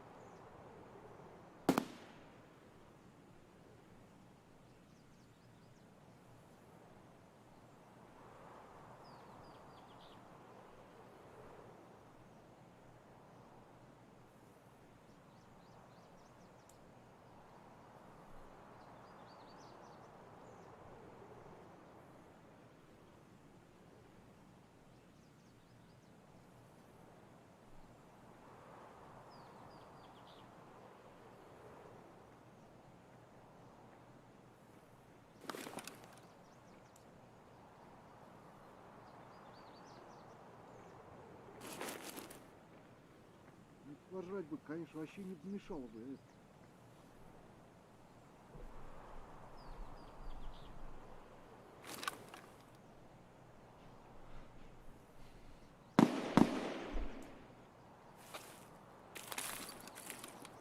Oh, fuck it. I'm gonna end up dying here. This guy never showed up.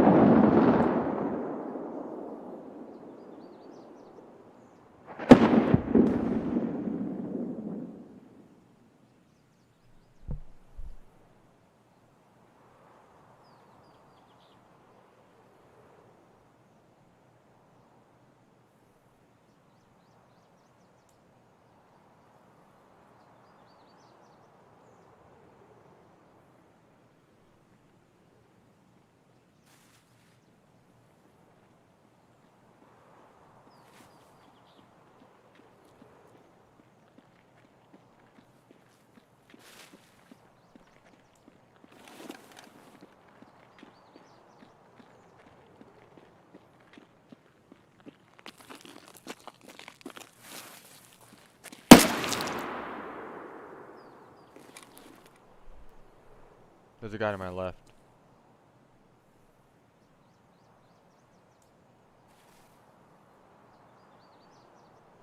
Up in the trees, like I thought.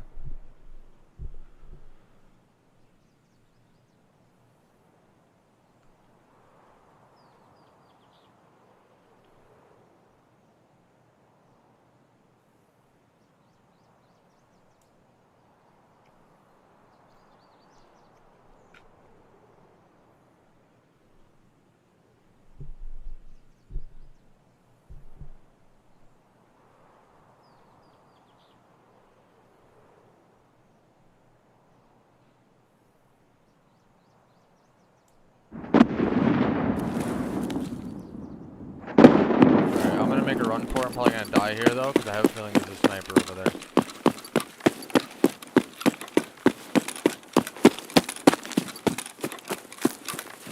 If there's not a sniper, I'll be fucking shocked.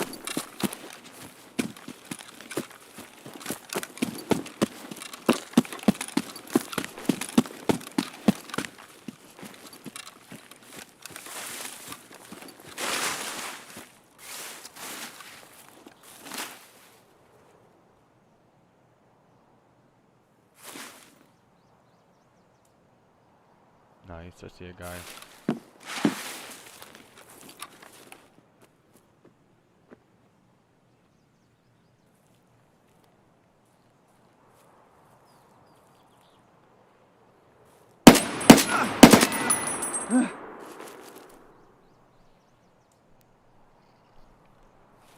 Still hear shit to my left.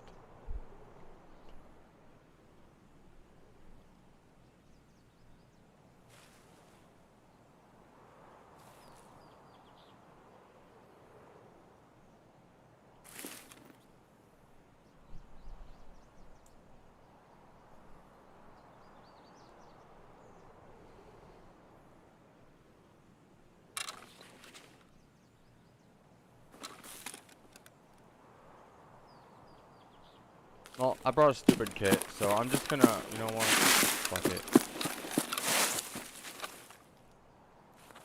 Fuck it. If I die, I die. I brought a shitty kit for a reason. So if I die, it doesn't matter.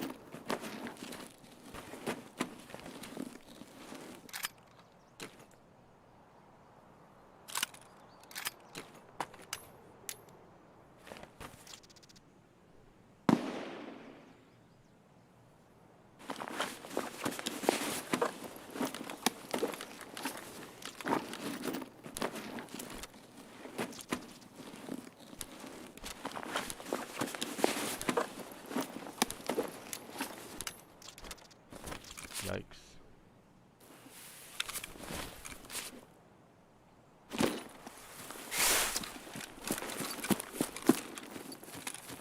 He totally hit all the caches.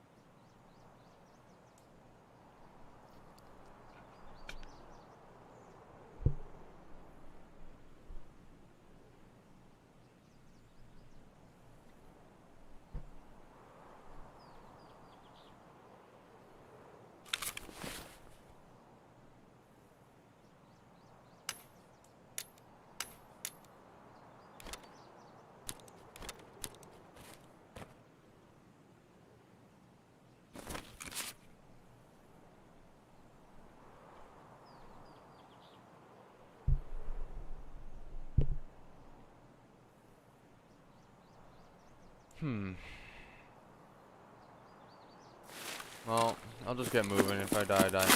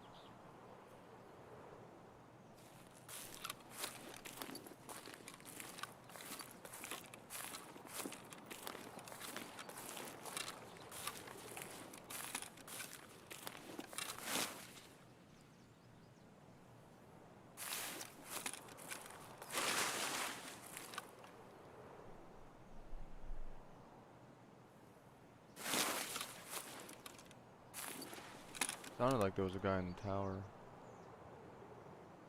sniping, but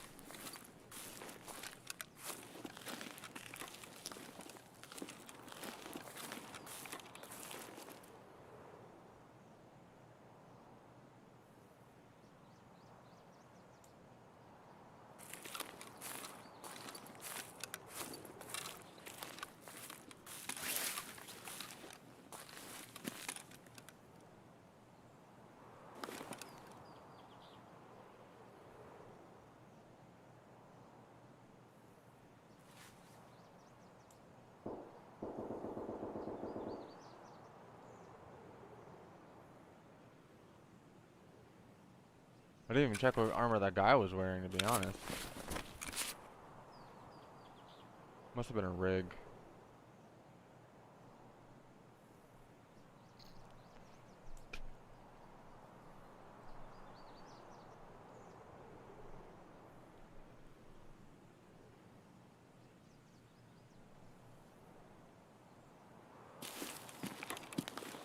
Alright, fuck it.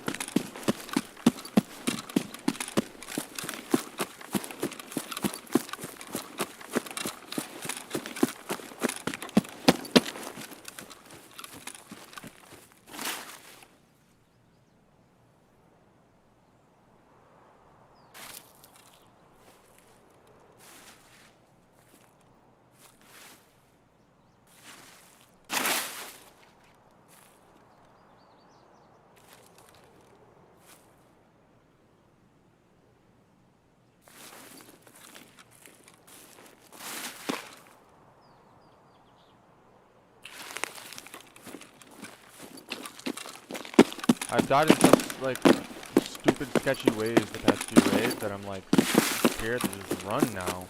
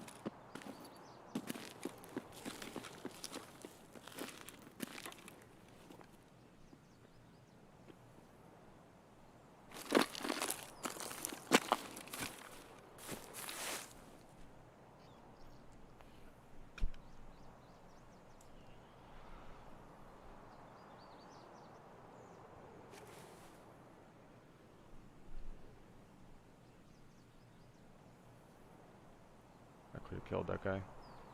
I thought he laid down because he seen me.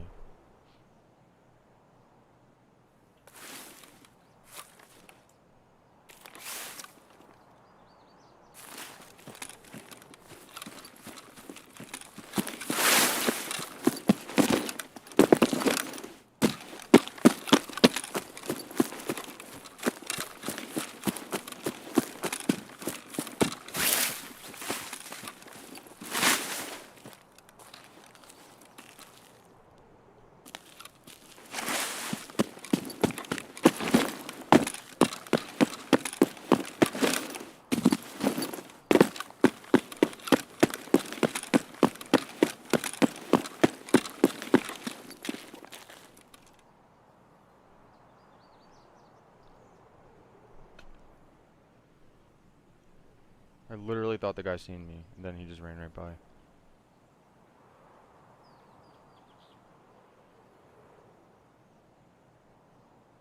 And I was aimed down sight too, so if I even like pulled it back, he would have heard it.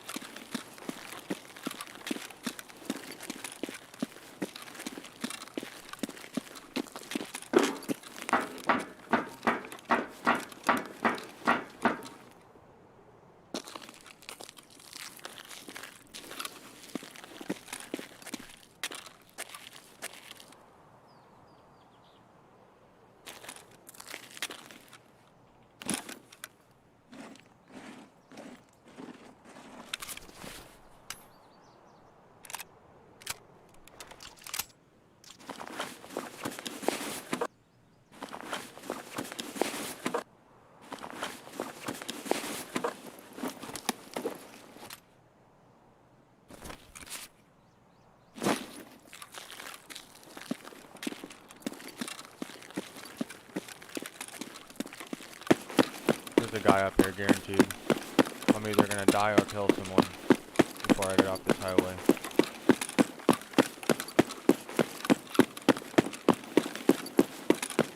%.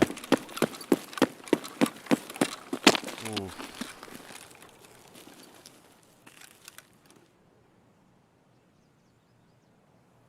That's kind of shocking that I just made it through there.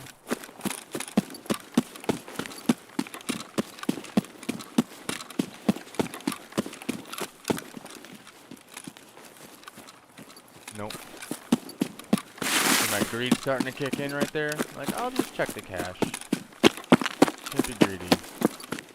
Take what you can when you can, not everything. They're invincible.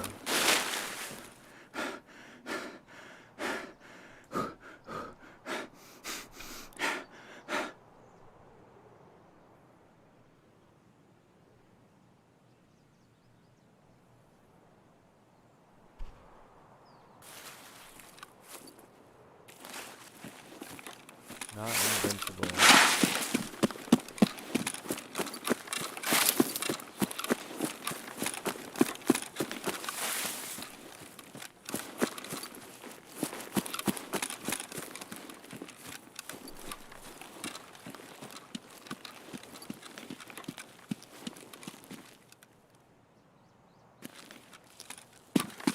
I hear distant running, but I think, should I hit the cache? I have to hit the cache because it's just the path I know.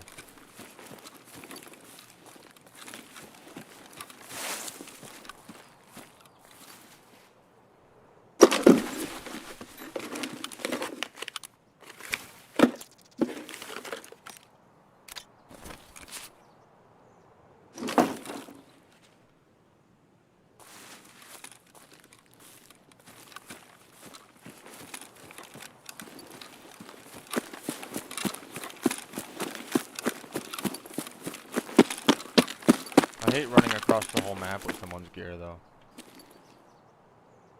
If I could have it my way, I would rather kill people at the exfil. But, you know, that's not how it goes. You never get your way with this game.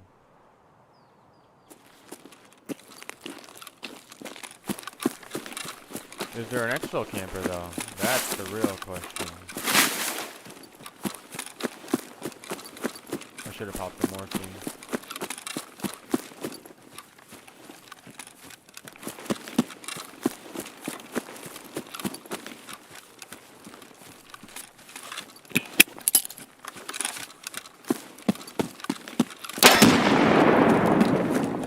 I thought I heard something before that.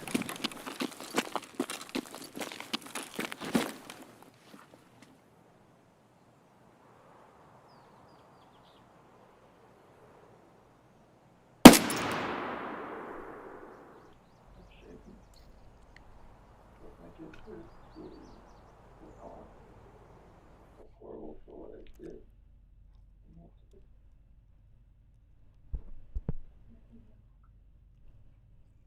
It's the hard part. You left the chills with that. I think he's mad at cold.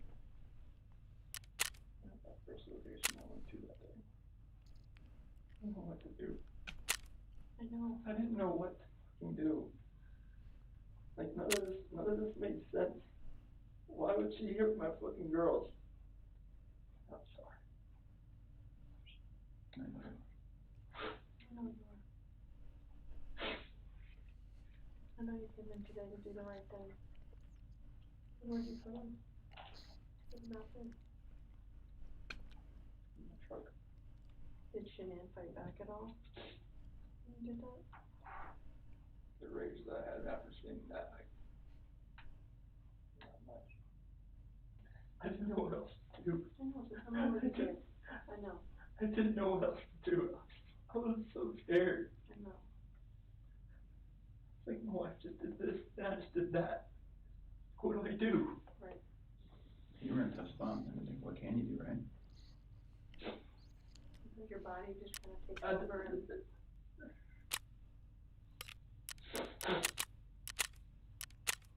What's gonna happen? We're gonna help you get out of there. Chris, I know they're gone, but they're still your babies. And you're still their dad. And you don't want them out there. I don't want them out there.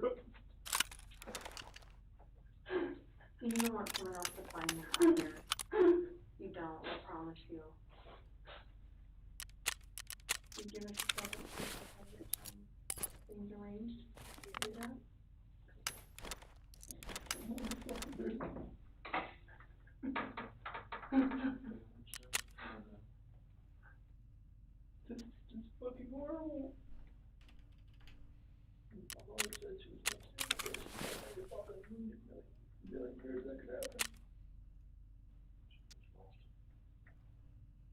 Why does this happen to you? Well, why did this happen to those two little girls?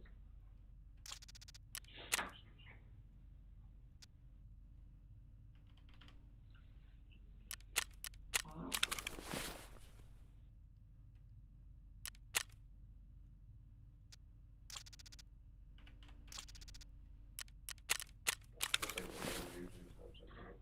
No, not tonight.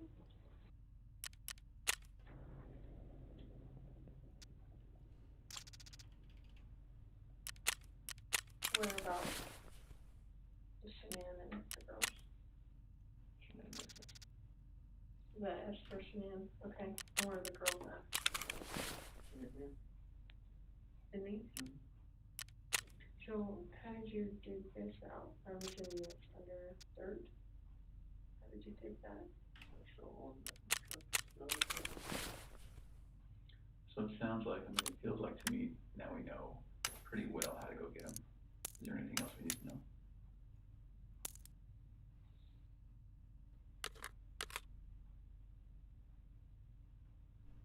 What do you think of that, Chris? Let my family down. Let my dad down, mom, sister, nephew, nieces, friends, co-workers.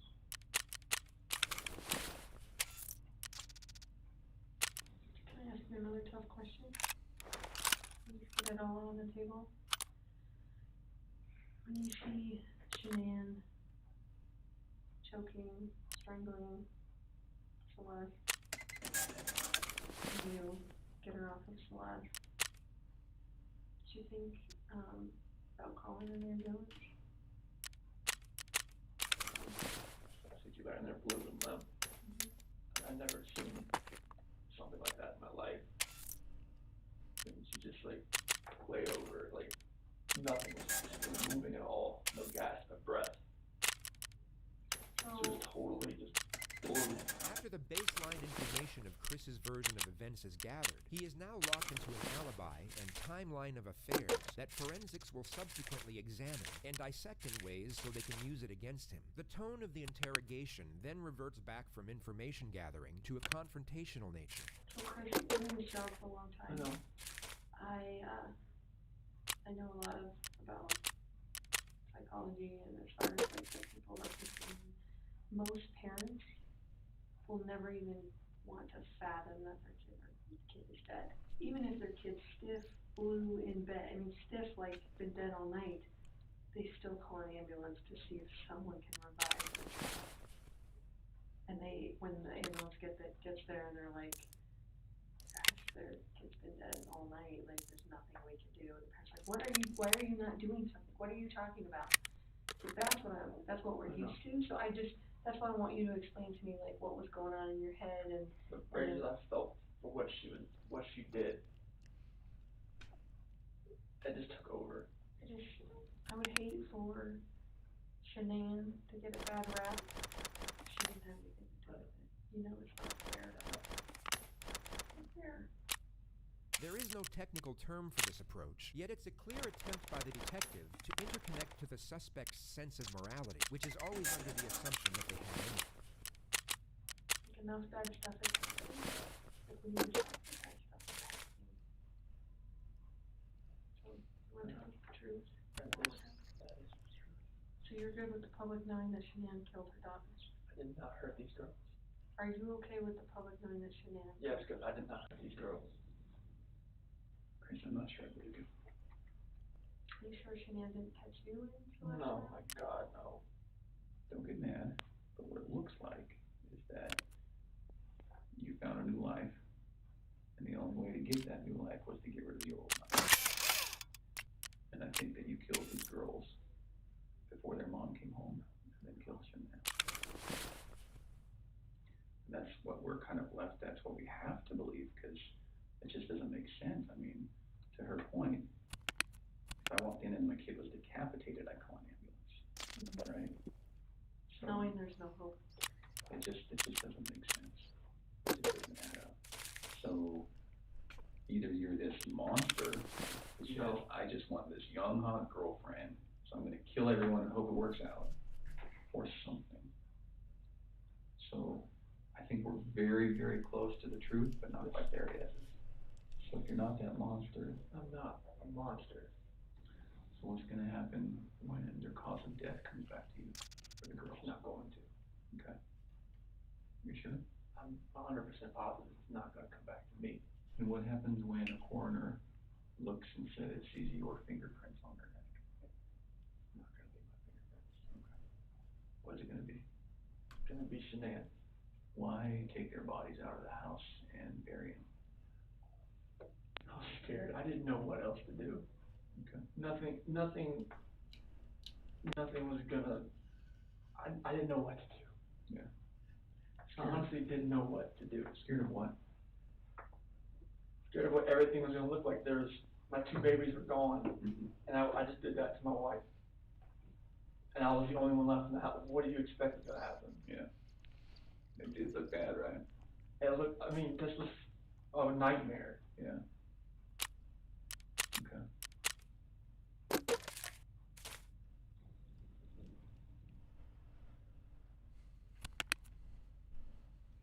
Yesterday when you were talking,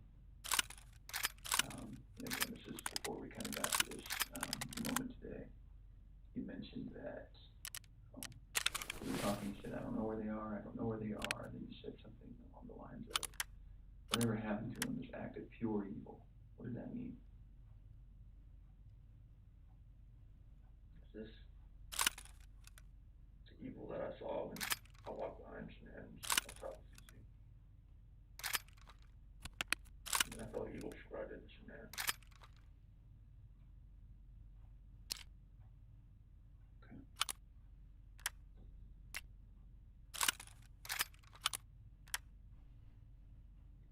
So after we look at their bodies, we're gonna have a lot more questions. Things are gonna be different then, but if you're willing, we'd love to talk to you then too. Now that we know what we know, we're going to, I need to check that you don't have any weapons on you or anything like that. Do you have any weapons on you? No. Okay. We'll do that. We'll go to the bathroom. I'm not gonna go in the stall with you, but I'm gonna go with you. And then we'll come right back here and we'll make a decision about how the rest of the night goes. All right, so you might stand it up so I can check.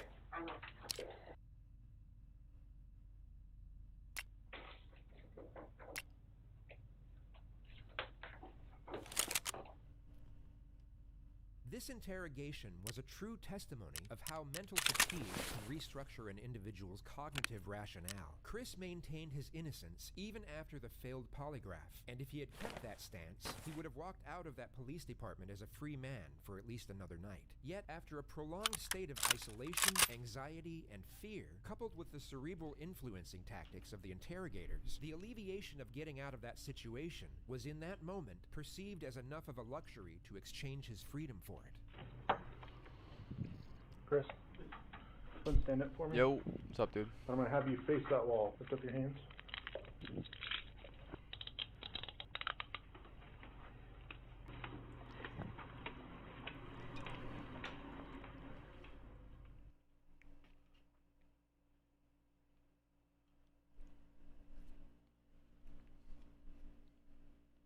Also, based upon the order that the court entered last week, I can tell the court that Mr. and Cindy Watts are present in the courtroom as well. They've also had opportunity to meet with representatives from my office over the weekend to discuss the nature of the hearing today. I believe that we are fully in compliance with the Victims' Rights Act. Thank you. So what I would like to do is explain the procedures that we're going to use regarding the sentencing hearing. Let me first say that I realize that the sentencing hearing is emotional for many of us. And I expect that your behavior in the courtroom, both in this courtroom and the overflow courtroom, is appropriate.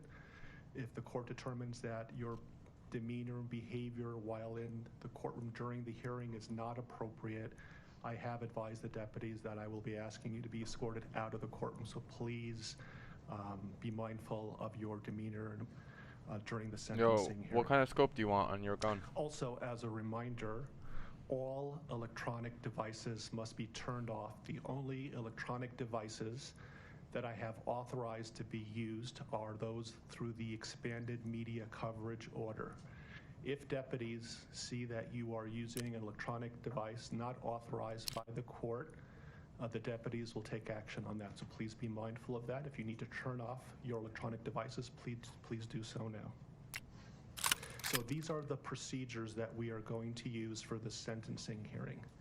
First, the prosecution will have an opportunity to present evidence. Once the prosecution finishes, the defense will have an opportunity to present evidence. Then, if there are any victims under the Victims' Rights Act, including Cindy and Ronnie Watts, that have not been called by the prosecution or the defense, or any other defined victims under the Victims' Rights Act, they will have an opportunity to make a statement to the court as it relates to their rights under the Victims' Rights Act. Thereafter, the prosecution will have an opportunity to argue. The defense will have an opportunity to make an argument. If Mr. Watts chooses to, he will have an opportunity to make a statement, and then the court will impose a sentence in this case. Does everybody understand?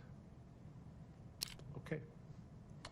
And so, Mr. Rourke, are you going to be speaking on behalf of the prosecution? Yes, Your Honor, I am. And you are welcome to present evidence. Thank you. Your Honor, if I may approach, I'm going to tender to the court what have been marked as sentencing exhibits 1 through 21 inclusive. I have provided copies of these to the defense counsel. Thank you. Your Honor, photographs 1 through 21, sentencing exhibits 1 through 21 represent a number of different photographs that are in discovery that Shanann's mother and father wanted the court to have for your consideration as you impose sentence today. They may allude. All right, I'll be right back. 1 second.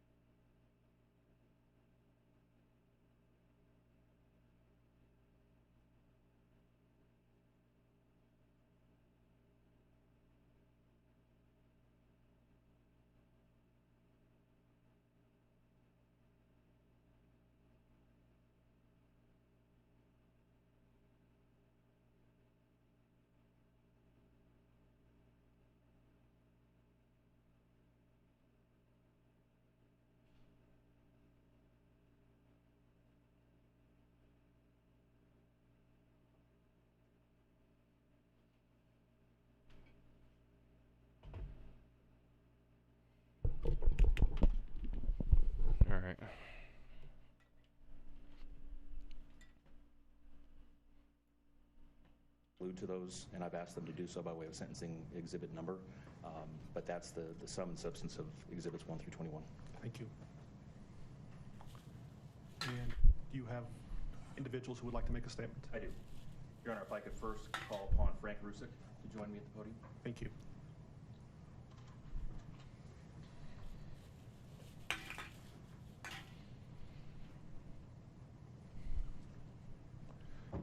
Good morning, Mr. Rusick. Good morning.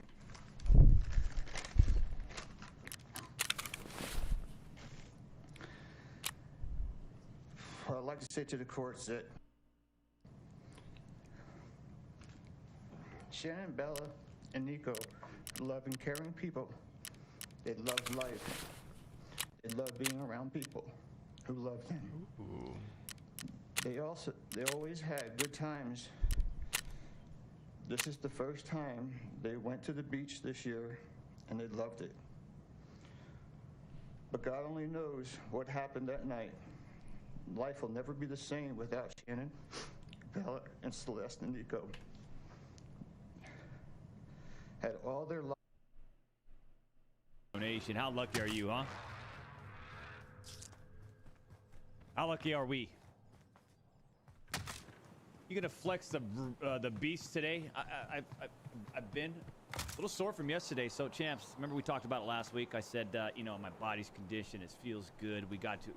But we've sort of leveled off in terms of the weight gain and the strength.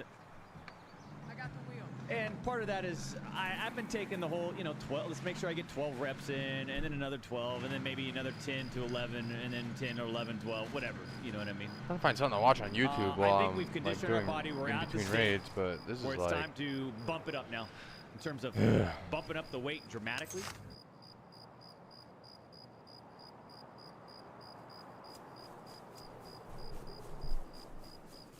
I might start playing DayZ again.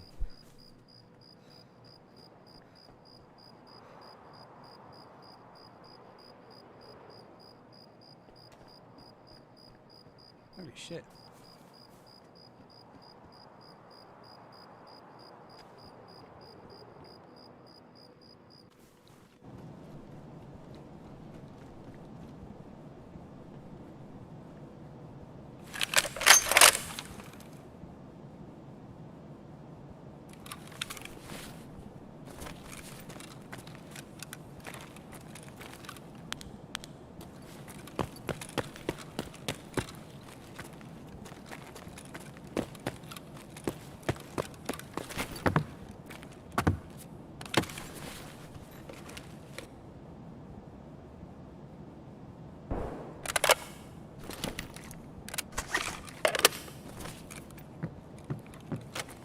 Maybe I can utilize this scope sniper deal somehow.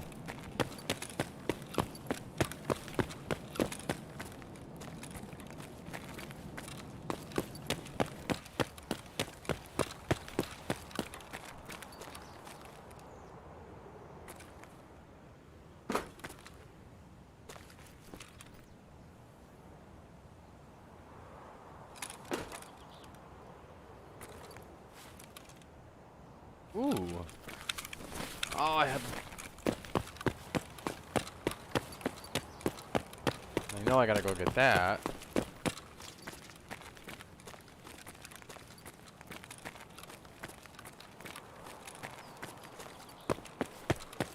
Kinda wish I didn't see that, because now I gotta go like way out of my way to get it.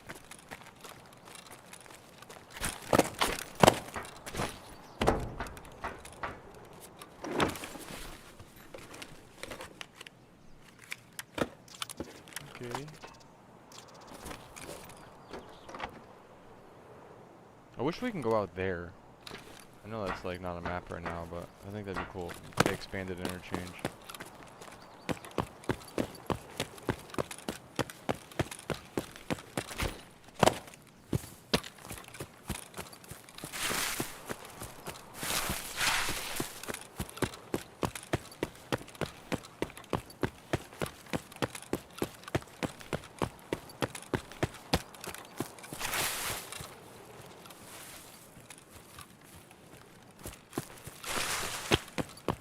All the way down here just to grab this propane tank. I just heard something. That was weird.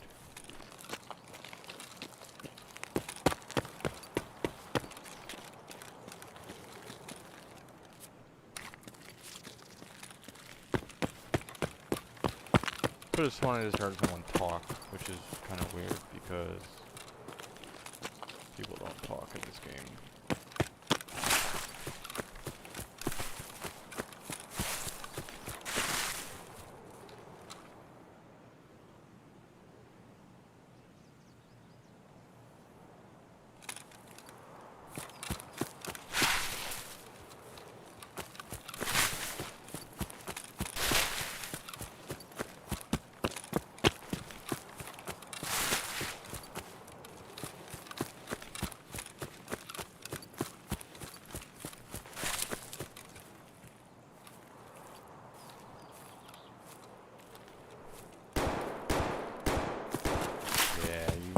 Shooting, dude. While you're doing that, I'm gonna... Did I just see someone up there? I don't think I did I? Could have sworn I seen someone, like...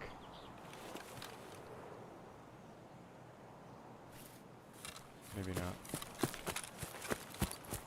I'm seeing shit.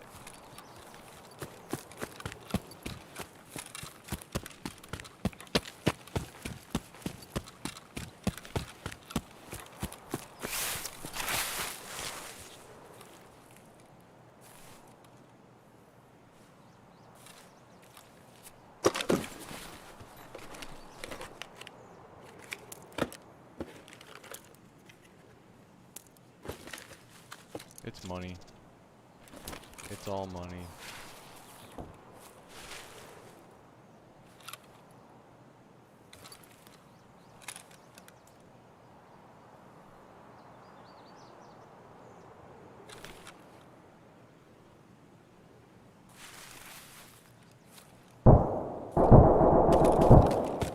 That's in the parking garage, so I gotta hurry my ass up.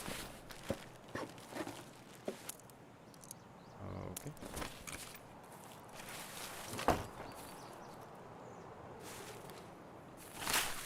I'm checking the other caches over here. How much time is left? 10 minutes.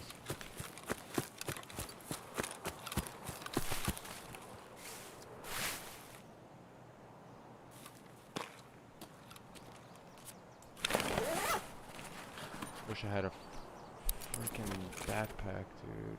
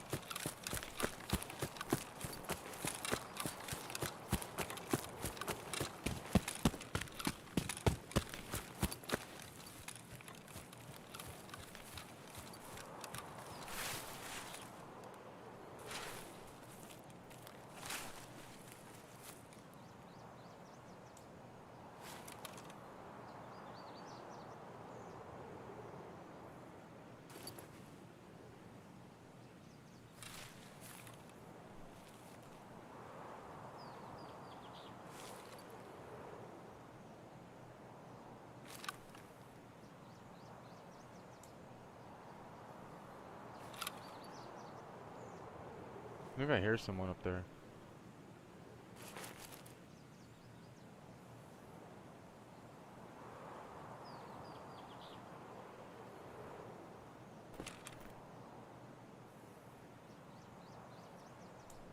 I hear running. It's probably a scout player though.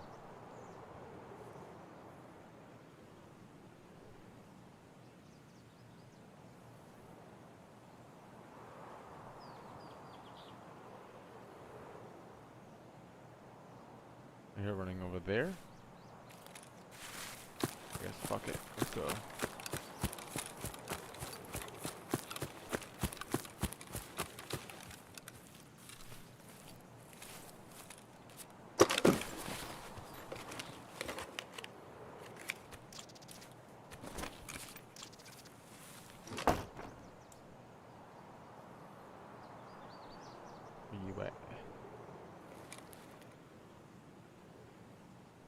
I want to check one more cache.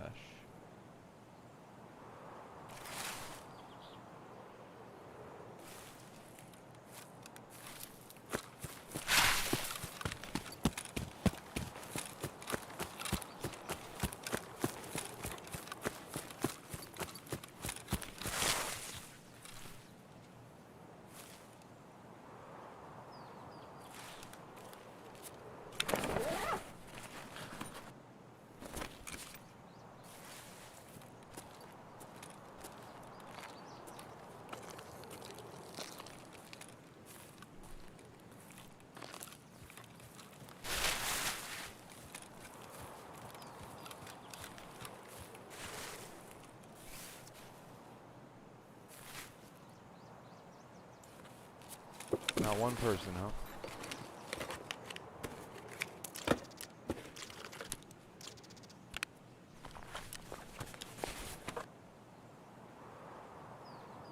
I can't even take it.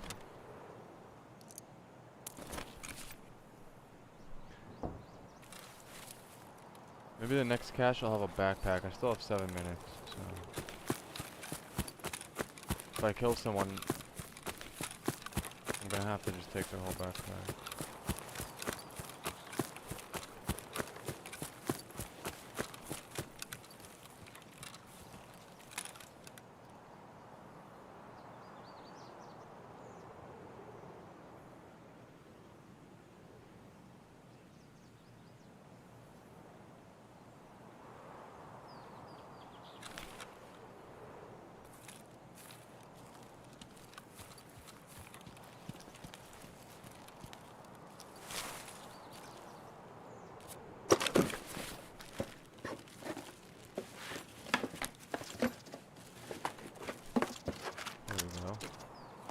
I mean, that's something.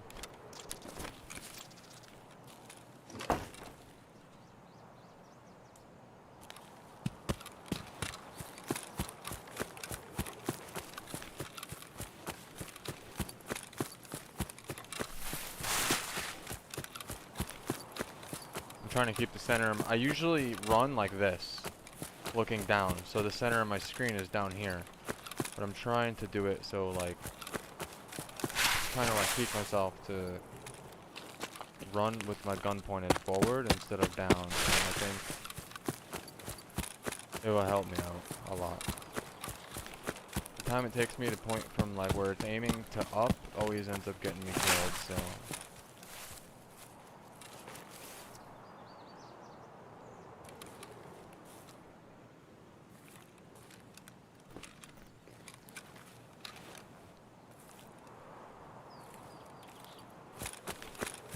Oh, if I can get like a geared PMC coming out of the parking garage or something, oh my god, that'd be so good.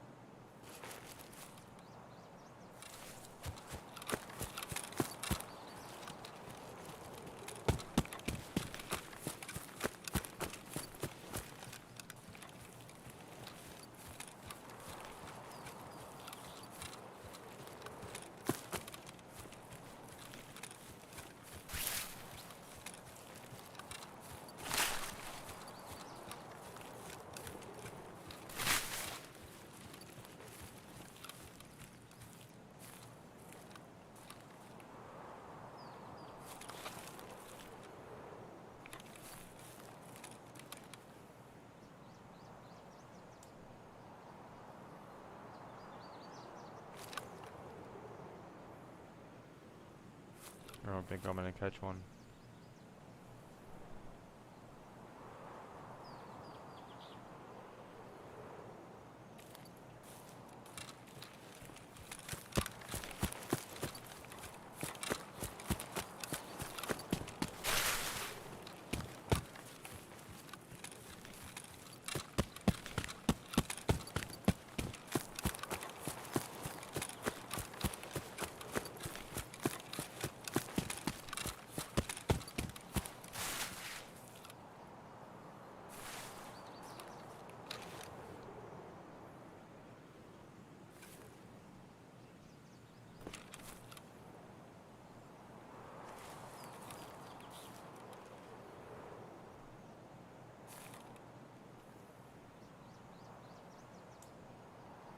100% just heard something over there.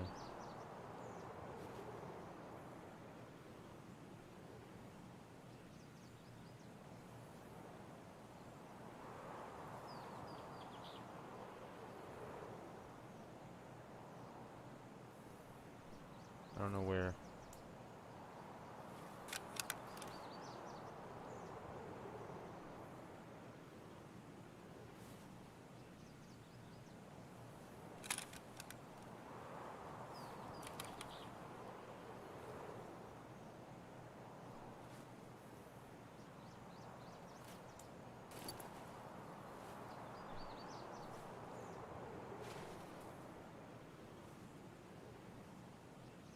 There's a guy. I don't know where he is.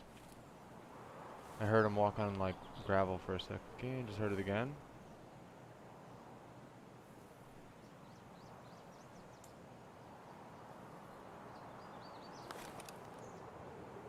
Two minutes left. 1 minute and 54 or something like that.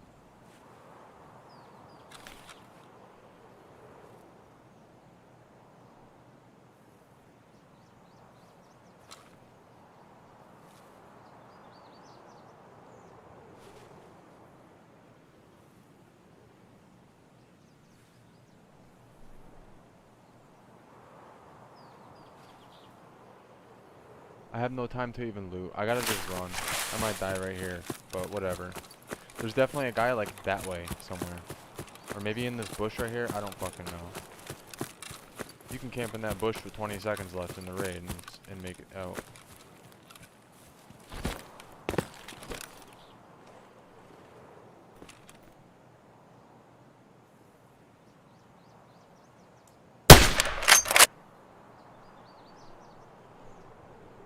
Cool.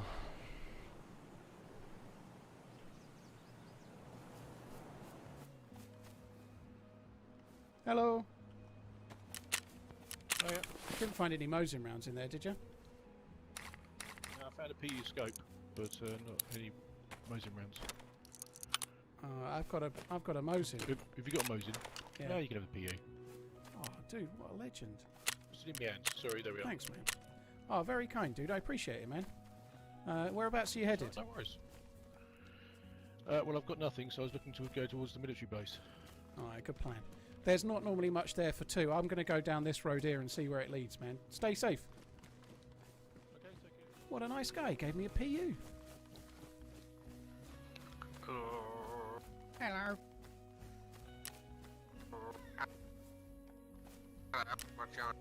There's no loot. There's sorry, not low loot. There's no dudes in that town. The loot probably respawned by now, so you should be okay. Okay, Mr. YouTube. What's your name? Hugh. You what? Hugh. Hewitt. Hewitt, your mic's cutting out like a good one. It's top quality.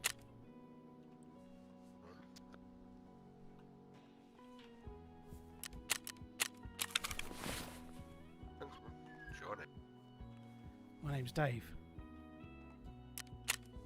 Dave the Red. Dave.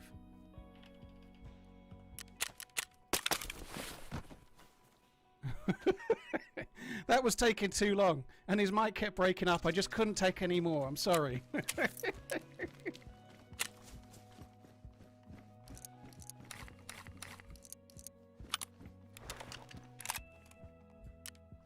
be able to use that for trading.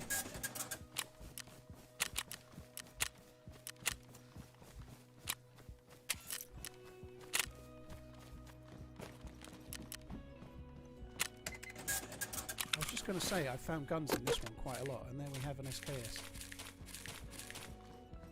Oh, that's cool. At least give me a few bullets for the SKS. Why does money keep coming out of this one? I don't get that. Wish this one could just be locked. I don't understand why. Hey.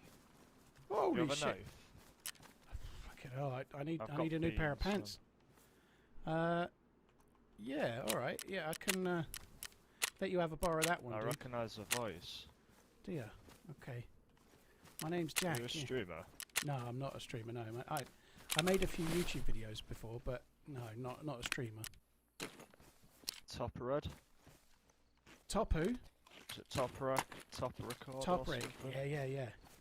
Yeah, I've got insane aim. I could kill someone over there with like one sport around. I'm insane, dude. That's it. I've got some .22 for your gun actually. Oh, nice. Yeah, I'll take.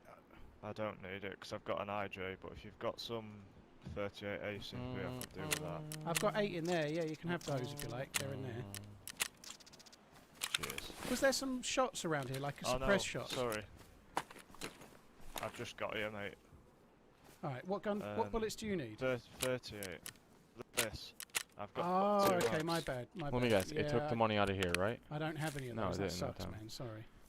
It just decides where it wants to take money from, I You guess. look very geared. Have you been up Whatever. to the military yet? Yeah, I came from there a little while ago, but there's no bullets for anything really. I've got like some guns, but not really any bullets that are worth having, to be honest. I got to the industrial, and there was loads of shots at industrial. Oh, there's a dude I've behind. got rounds for this.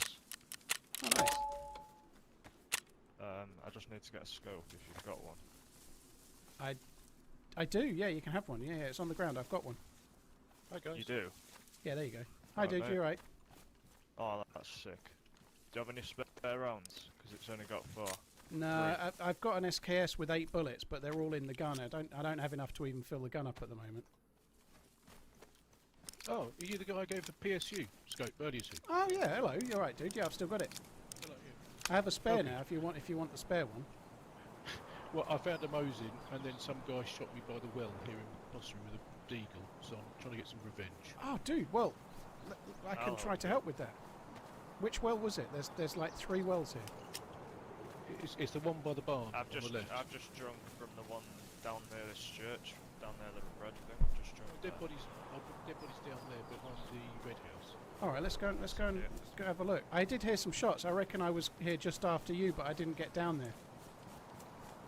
Yeah, 'cause I just found a Mosin, and he You came know along what and it shot me at looks the well. like?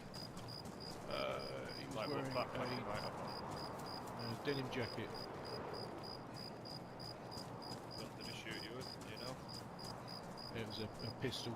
Well, he waved at me in the convenience store, and then shot me in the head. It's classic away. If he's been drinking Yeah, here, he's he's took probably your run over Mosin. to Essica.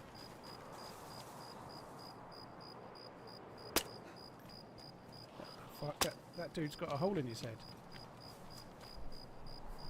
Shot him.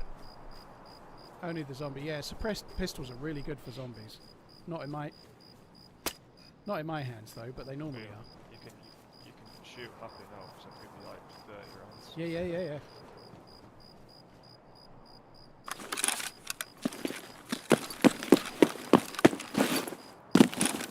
What a weird spawn, dude. How dark is it? Yeah, it's pretty dark.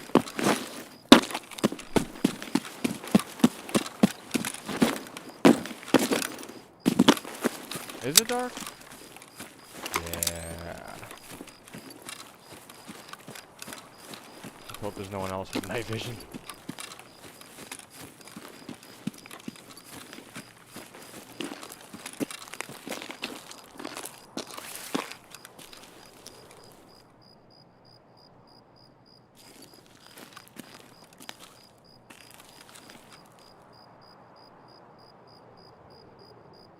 Where is it?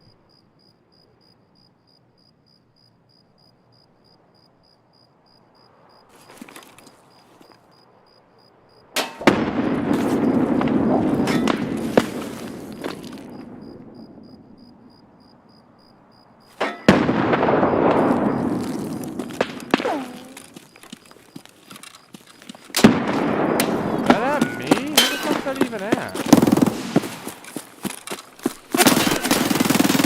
What the fuck just happened, dude? I didn't even hear the guy at all. Oh my god, I'm dying so much today. This is crazy. It's not even the guns I care about, because I'm using guns that are like just been sitting in my box. It's the freaking meds, like the Zagustin and the Propadol morphine. I've bought like a Propadol, a morphine, and the Zagustin, the set of 3 of them, like probably like 6 times in a row now, and never got to use them. And he just vectored me. Jesus, man. Still no You're more. gonna help me loot up in the military with that. Dude, we should go towards the airfield. I got killed at the airfield twice earlier. There's a really big squad holding it down. There should still be loot there because like about 50 people died. Is that the guy we was just with? Yeah, he had a sledgehammer. Dude, you right? Yeah, I'm alright. I think he's nowhere to be seen. He's long gone, isn't he? Yeah, he's fucked off. We should go to Essica and we'll just pretend whoever we meet is him and we'll take our revenge on that guy instead. I didn't hear any movement whatsoever on that island. Yeah. Maybe he was throwing the grenades at me. I thought he was throwing them in the compound.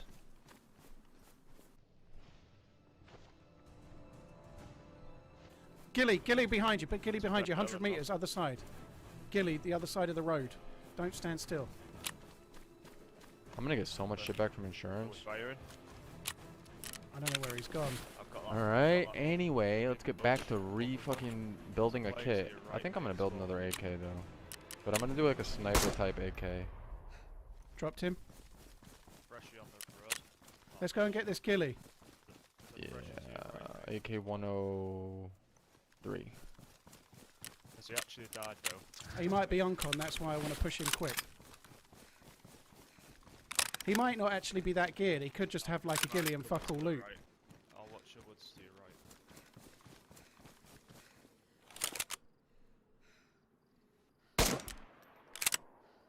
Is he uncon? He's dead now.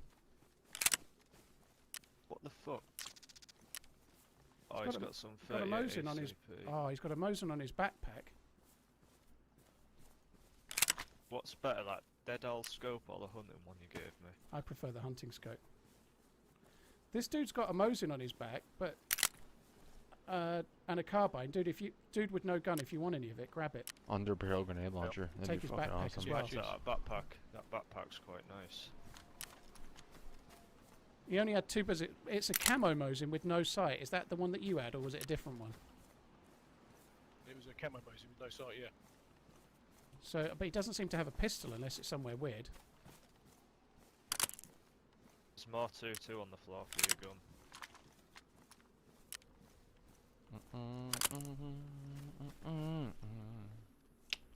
You can wear that Gilly with Running as that's a cool. trio. Should we try find a raincoat? I can't fucking... I'll just be the one that wears the Gilly and then you know it's me. Right, so, oh dude, there's a scope on to your right. Just put that on the Mosin. This is gonna be expensive. Is there bullets in the Mosin? No. No, I got two bullets. Empty. Yeah, I got two No bullets. worries. So what gun have you got that actually shoots for now? Pistola. Nah, Jay. You're not got any bullets for that? Alright, I'll tell you what then. Oh, wait, I've got spare rounds for you. There you go. Where were them shots just then? That was towards Lug. Dude, you take the two Mosin rounds and put them in your Mosin, because I've got 7 rounds for the SKS. I'm not gonna be able to purchase all these parts right now. Maybe we should just head towards those shots for now. Maybe your dude with the pistol went that way. Yeah, there's some things I'm not gonna be able to buy immediately, unfortunately. I don't really have the ability to do that. I've got this weird audio setup and virtual audio cables and shit, and Discord's a real pain in the ass for me. What are your guys' names, by the way? I don't know if I got them or not yet. Mike. Mike and Lister. My name's Dave. Funny enough, Dave's normally Jack? Dave Lister, right? Yeah, I just say that. Yeah, true. Yeah, I tend to say Jack just when people give me some grief about being some streamer that I'm not, right? But my name's Dave. I need that I'm gas hoping block. we can see the town from here. The road looks fairly fresh. Yeah, he does. Oh, we're killing everyone. He's got guns on his back. We could do with some loot, you know. He might have bullets. Well, Should we go ahead and try and hold him up? I'll stay in the bush with him scoped out to provide cover. There's another one there as well. There's one to the left. Oh, dude, let's wait. He might shoot him. Dangerous. They don't know we're here.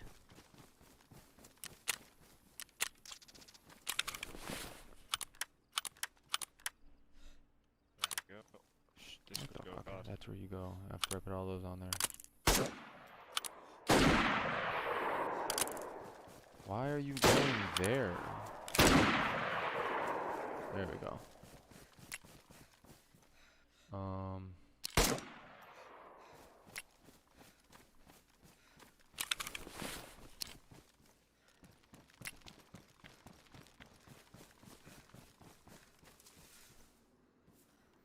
Fucking hell, he was bandaging quick, wasn't he? Yeah, this dude didn't have a lot. Couldn't really hold them up. He raised his gun. We need a Valde. I thought he was going to shoot, and he did. Oh, he's got a human being on him.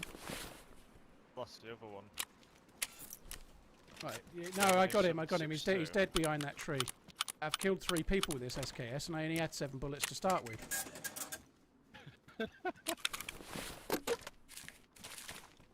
Okay. Might have had 8 actually.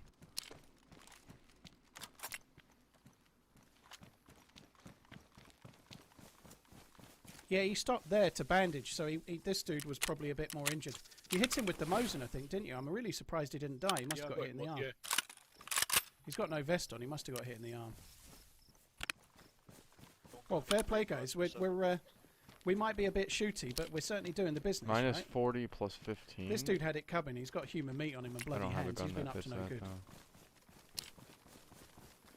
they were fighting first. Well, he raised his gun. He raised his gun like he was going to shoot, but he only had minus 1 bullet in that 12 carbine, recoil. so I think he was like trying to get. Oh, player on the road, geared. Minus 19. Okay. Yeah. All right. I'll try this, I guess. I'm gonna try to go in with like not much. What shot? This What time. gun was that with the carbine?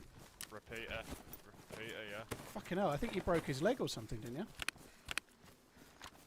Yeah, I tend to aim for the leg now. Right, I'm gonna finish him with the amphibia so it doesn't make any noise, okay? Let's see if he's dead. He is now. He wasn't dead. Mosin on his back. Yeah, if you're not shooting people in the leg already, you've pretty much got to know. He's got human meat on him as well. This guy's the mate of the other dude. Bandits. He's got a few bullets for that Makarov on his back. Bullshit. No bullets for the Mosin.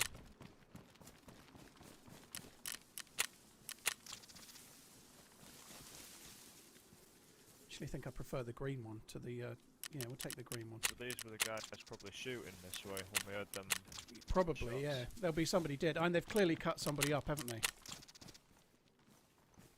Well, good shot, dude. I tell you what, we're like laying them to waste, and we don't even have any bullets yet.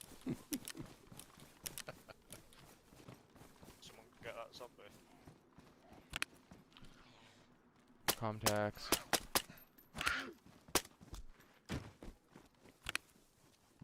Duct tape. We need some Winchester rounds. Need some Mosin rounds in here. These are all fucked up. Some more Winchester rounds. I'll just wear them. Whatever. And I need contacts. I don't think I have any. No.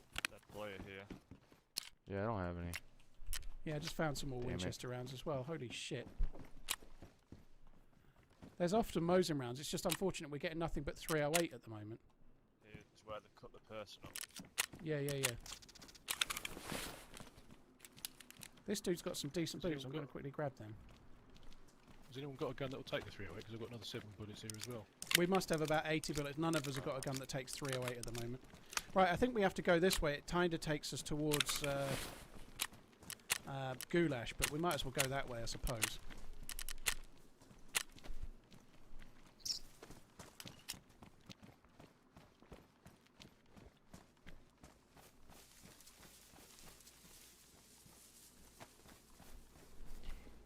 Player aiming, left of the road, left of the road.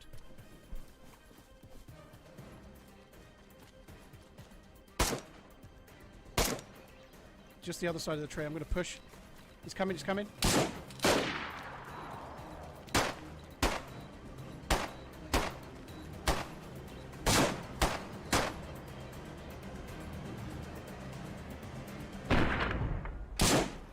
Got him. He's got a Mosin. Hopefully he's got some bullets because I've got 2 for the SKS now. I'm out of rounds for everything. Right, I'll grab his Mosin. Hopefully we can get some more bullets for something. We've got a few 9mm bullets. He's got not much. Holy shit, no one's got any bullets. I've got 2 bullets for the Mosin. I think I'm out of SKS bullets now. There's a Mosin with a scope going on the ground if anybody wants it. But I can give you 1 bullet, and then I've got 1 bullet if you like. Oh no, you've got one, haven't you? Yeah, please. Oh no, you haven't. Okay, let me. There's 1 bullet for the Mosin on the ground there.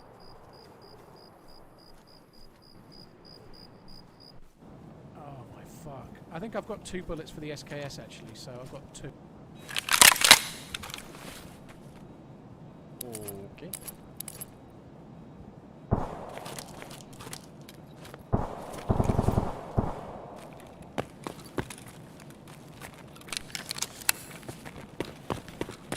I think I might just kill a bunch of scavs right now. So...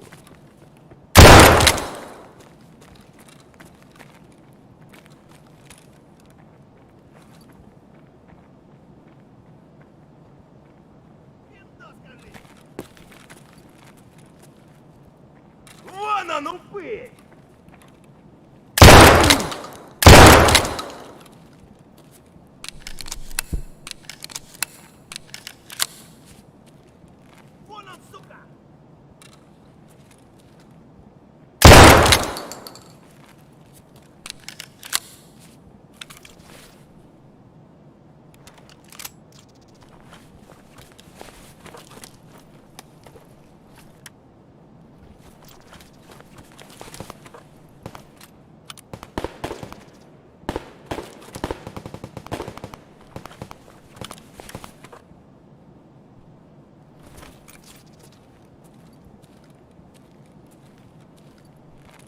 I hope one of these guys has an 8R that has just like a shit ton of 855A1s. That'd be awesome.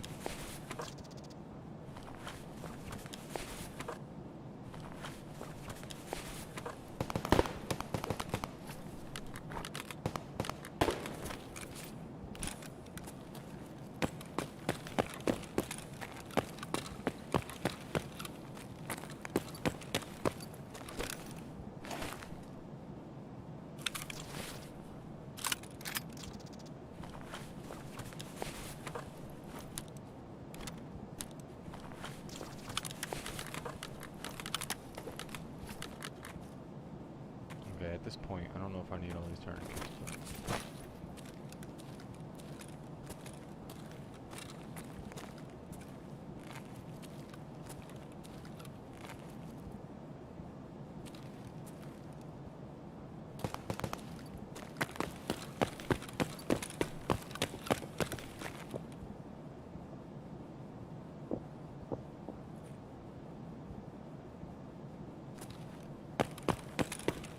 I think he's upstairs.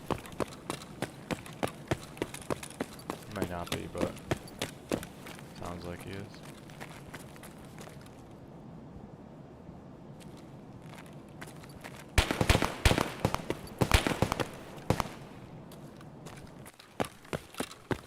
I didn't even look. I just ran.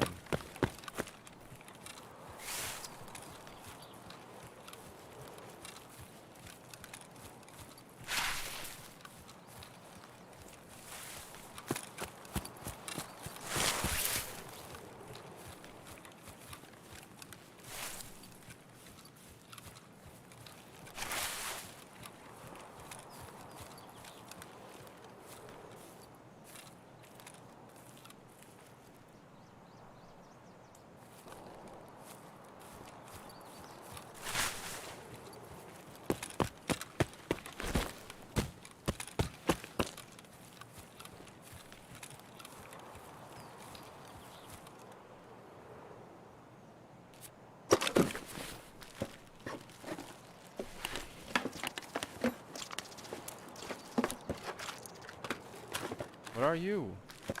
There we go.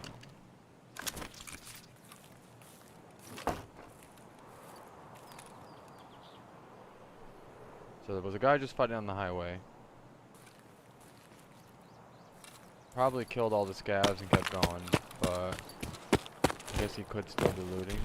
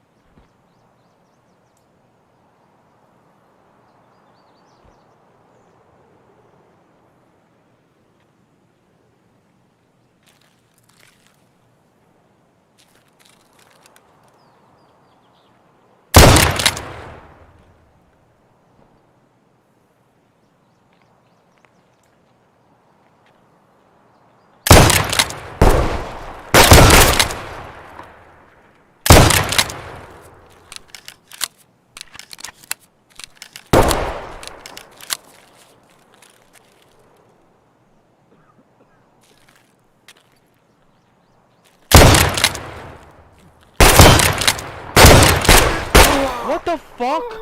Is this only me? Is it only me that this has happened to? What am I missing? What am I missing here? What?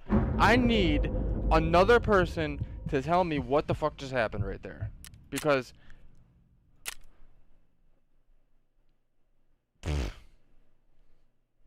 I don't see how that guy's not dead. It's like the game's like, you know what, this raid, I don't think you're going to kill people this raid. I think this raid, we're going to only let you kill scavs, and then the players are going to kill you. So, yeah. That was 7mm buckshot at like point blank range. And I was hitting him every freaking shot. I missed like one. That's insane, dude.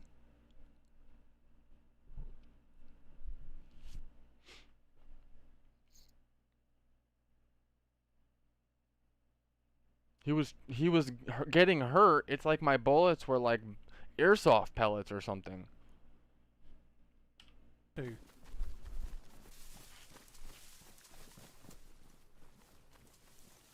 That's just the day today. Some days I guess you don't get kills. Just some days you don't get to kill stuff. Oh my god. Do we all have a Mosin? Yeah. Alright, I've just got 20 Mosin rounds here, so we can split those. Oh, nice. Nice. So, if I just... hang on. This is not going to be easy for my tiny little brain to work out. 6 rounds each, bro. 2 7s, 1 6. Alright.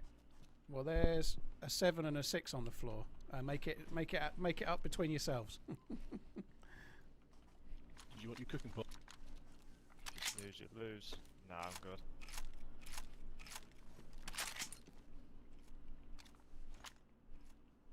Christ, that's the most guns, most bullets we've had like the whole time, isn't it? Yeah. Has this got like water in it that's drinkable? Then it's full. So so it came off the dead dude, didn't it? I got it off the one that we're cutting up humans. Probably not. Yeah. I do like. I haven't got anything else. I'm going to take it up. I'll empty it and then fill it up at the well over the road. Maybe we should go and overwatch Neptunes. We've now got scopes on all of our guns, haven't we? We can. We're ready for serious sniping. We're a firing squad.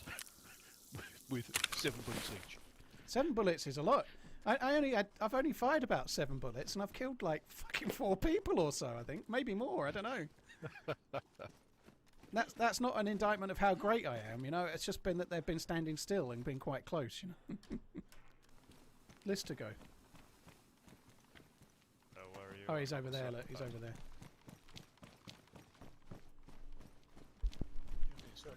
Yeah, I'm going to quickly fill this cooking pot up. Server kind of chugging just for a minute there. Hopefully it's okay.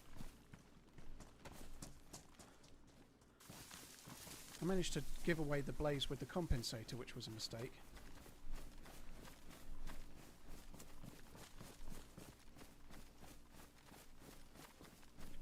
Let's go and have a look at Neptune's before it gets completely dark. Oh, there you are. You're right. Yeah, I ain't seen nothing. I had a quick look. Should we just run round and then? There's a couple of zombies standing up over there. Yeah, so yeah. Not dead yet. If we run round and get on that hill on the other side, hopefully the daylight will be close. The night time's not very long on this server, so by the time we've run round, we might be nearly back at day again, maybe. Okay. I was here earlier. There was a lot going on. There was loads and loads of dudes. Like the trouble there is, everyone runs as a new spawn straight to it from cooler, so. There's like a steady procession of new spawn dudes coming and picking up loot off of dead guys. Yeah.